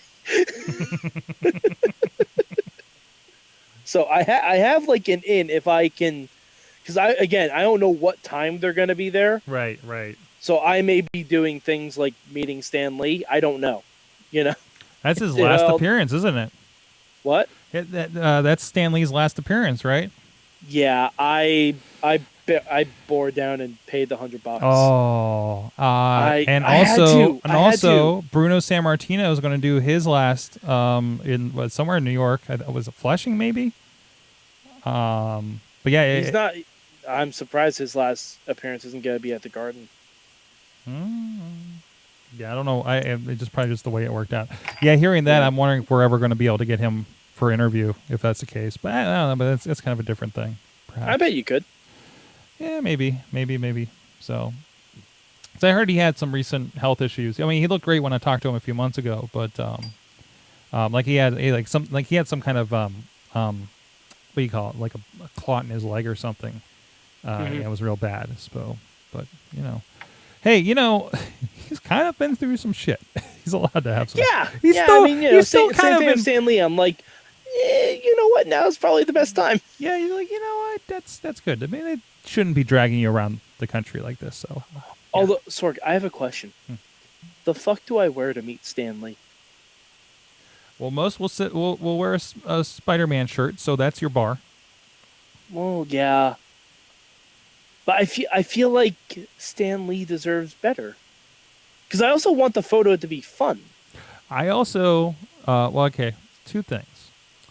Stan Lee isn't going to give a fuck. This is fair. So I mean, but we got him on the first day. It's on the first day, so he'll have a lot of energy. He might give slightly more of a fuck. Before his soul is crushed for the weekend. Jeez, I don't know, man. Are you a fan of Mallrats? Of course. Okay. I couldn't remember how much of a Kevin Smithian you were. Yeah. Sorg, I interviewed the fucker at Comic-Con. Yeah, that's true. Does Chachi know that? Does Chachi know that? What? Does Chachi know that? No. I mean, I didn't interview him one-on-one. I was part of an interview core. Yeah. But I made him laugh. So. Geez, I don't know. Actually, I should send that to you. I wanted to show this to LeRusso from our Ring of Honor show together. 2008 that was, by the way. 2008, okay. Although I'll never know the actual date because the printed sheet says the 1st, and the program wraparound here says the 2nd. Huh. Yeah, I think it was a 2-night event. I don't know about that. Because okay, wait. So wait. First. Oh no. Okay, it says August 1st for both shows on the paper. So skip that. God, Austin Aries looked so different back then. Hell, everybody did. I pull this out every once in a while to remember.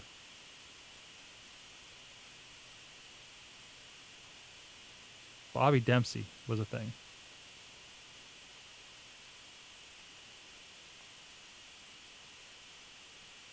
What year did you say that was, Sorg? 2008. I don't think we're thinking of the same show. I have the program right here. No, but I'm... All right. Did I go to one without you being there? Perhaps. I don't know. You live there. This is the one with the main I might have event. gone to that one with Dave and Missy. Probably went to a different one. Yeah. That's what I'm. You sure they thinking of. weren't? Maybe they were. No, I just went with you. I think. Yeah, that's what I'm thinking of then. This is the one that was Nigel McGuinness, Tyler Black, Brian O'Danielson, and Claudio Castagnoli in the main event. Okay, yeah, I'm definitely thinking of something different then. Steen and Generico against Shelley and Sabin. Jeez, this card. Fuck. Adam Pearce with Larry Sweeney. Adam Pearce with Larry Sweeney, Sarah Del Rey, and a bunch of other people. Shane Hagethorn, Bobby Dempsey against Brent Albright, friend of the show. Austin Aries and Necro Butcher and Jimmy Jacobs in a three-way. Some Japanese guys. Noah, Japanese guys. Roderick Strong, Eddie Edwards with Larry Sweeney. Larry Sweeney was all over this card. Delirious against Chris Hero with Larry Sweeney. J. and Mark Briscoe versus Jigsaw and Ruckus. Jigsaw just came back in Chikara as one of the heels. Man.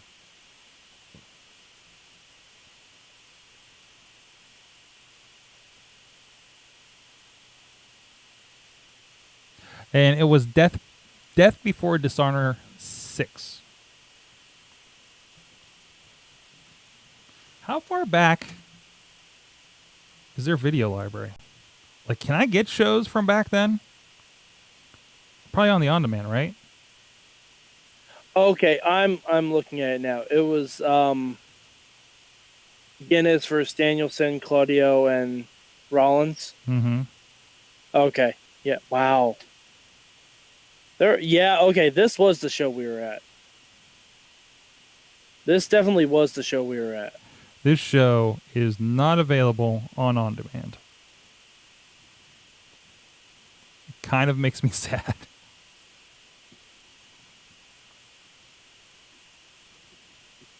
God, remember when Brent Albright was a thing? Mm-hmm. He was awesome. Sorg, we saw an NWA title match. Yes, we did. Probably one of the last ones to matter. Probably. Actually, hold on. That's Brent Albright winning. Let's see. NWA Heavyweight Championship? Champions? I want to see who was champion after Brent Albright, because I don't think it matters. Oh, man. Somebody completely put this on YouTube. Wait, no, this is Nice. something else. No, is this it? This is something else. Nope, this is something else entirely. This is a rapper. This is not. Nope. Hey, Sorg. Huh. Do you know who also was an NWA champion after Brent Albright? I know Cole Cabana was. Well, besides Cole Cabana, Ooh. Blue Demon Jr. What? Man, I'm looking at. Back in 2008, that motherfucker beat Adam Pearce. Wait, this isn't even the right Death Before Dishonor. This is like 5, 6, 7. This is 8.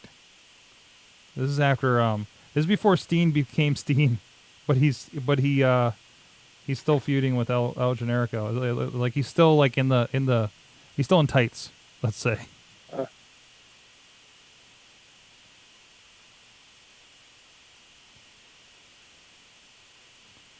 So that's like 2010.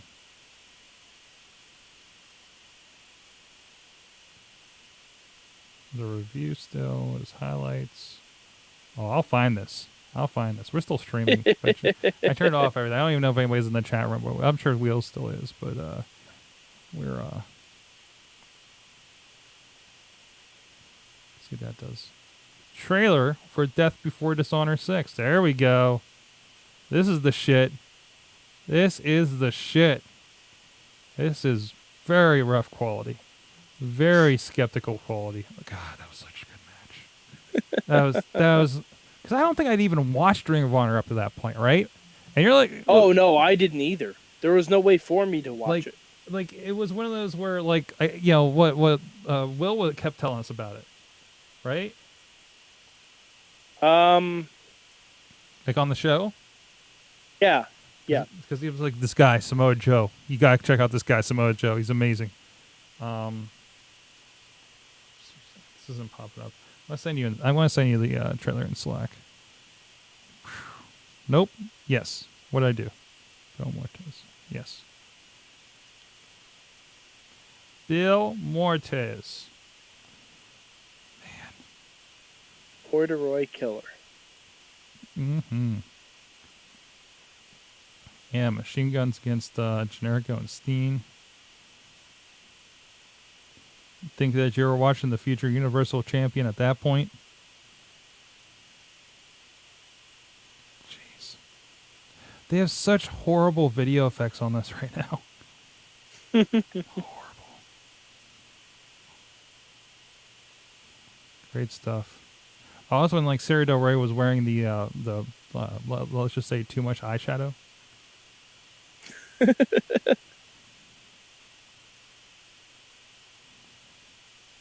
Who's that? Who had? I think somebody had Daisy Hayes on his tights. Whoever Delirious went against. Yeah, it was Delirious. Well, no, it was whoever he was facing. Which would have been. Oh, Hold on. who was obsessed with Daisy Hayes? Not Chris. Fuck. It wasn't Chris Hero because that's who he fought, but it was somebody else. Was it like Strong or Edwards or something? It might have been, yeah. Maybe somebody not. That seems like an Aries thing. Probably. That makes sense. God, Aries was on that. I don't even remember Aries from that. It's crazy. Crazy. Who went through the table? Who was that that went through the table? I don't know. It's just I just see his butt sticking out. Oh, is that Albright that went through the table? Yeah, that's Pearson Albright. Had a table spot. Jeez. Jeez, guys. Jeez. Unbelievable. Can't even show half the matches on here. That Aries and somebody.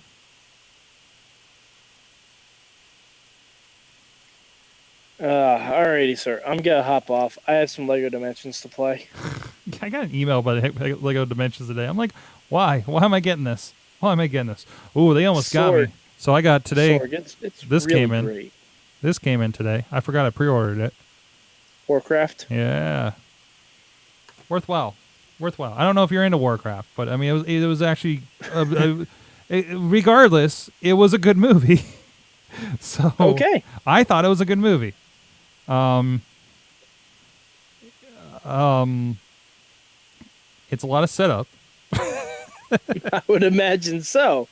For context, it is a prequel to basically everything you know about Warcraft.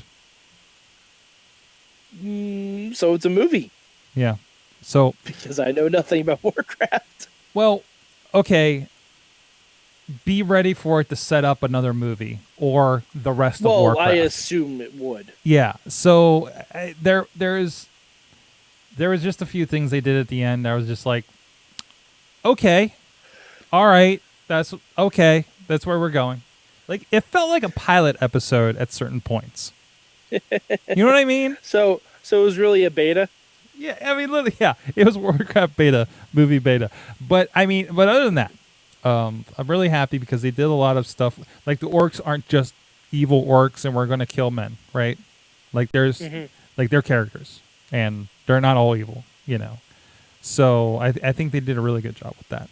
So some of it will seem cheesy if you just compare it to like Lord of the Rings, but Well, I hate Lord of the Rings, so there's that. do you like other fantasy movies that are Yep. akin to Lord of the Rings? Lord of the Rings was very boring for me. This should not be boring. I would imagine not. It looks like Michael Bay's Lord of the Rings. It kind of. It is. How long is this movie? It is a hot. I'd imagine it's also slightly shorter. Hot 2 hours and 3 minutes. Oh, okay, that's not bad. This is the thing that when I was in Rochester, New York, trying to figure out what the fuck to do. You know what I did? I watched Warcraft the third week out in the theaters, and I was happy for it. It was a luxury theater too. That was nice. And I found out we have one here too. That's not just the upper seating in AMC lows. So, I still need to find Yoga Hoser somewhere. well, video on demand's the place now. Apparently, have I talked to you about that? No, I haven't seen it yet.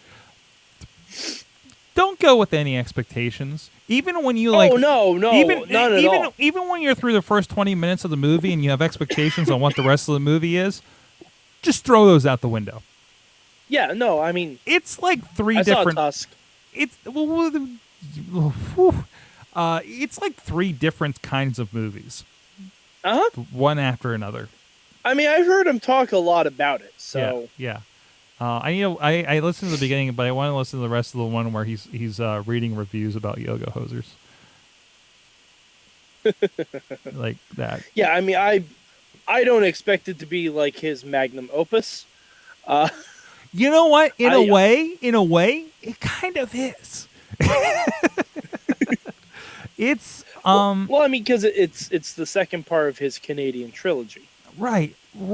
And when you say trilogy, as in that there's connective tissue of them, well, yeah, I guess so. Johnny Depp's there. Well, it's like in the loosely veiled way that the Viewers universe is connected. You know what? I guess it is more connected Because they're really not. honestly. But, It's more connected than Viewers universe. You at least have recurring characters. well, you have recurring characters in the Viewers universe too. They just happen to be mostly Jay and Silent Bob. Right. You don't Absolutely. you don't get other ones coming back until Jay and Silent Bob Strike Back, Right. where you get Jason Lee playing two different characters. The money grab. And, Yeah. same I mean, you do have like in Mallrats where, like you meet Caitlin Bree, mm-hmm. or it's oh, fuck. I know there's a character in either Clerks or Mallrats that's mentioned in the other, but is never shown. Right. Yeah, like. And then there's that weird. Chick? And there's that weird thing of which movie actually happened first. Stuff like that. Yeah. So Hold on. we don't need to get in this now. This is another rattle. I'm going off stream, so if anybody's actually out there, I'm sorry. We'll see you next week.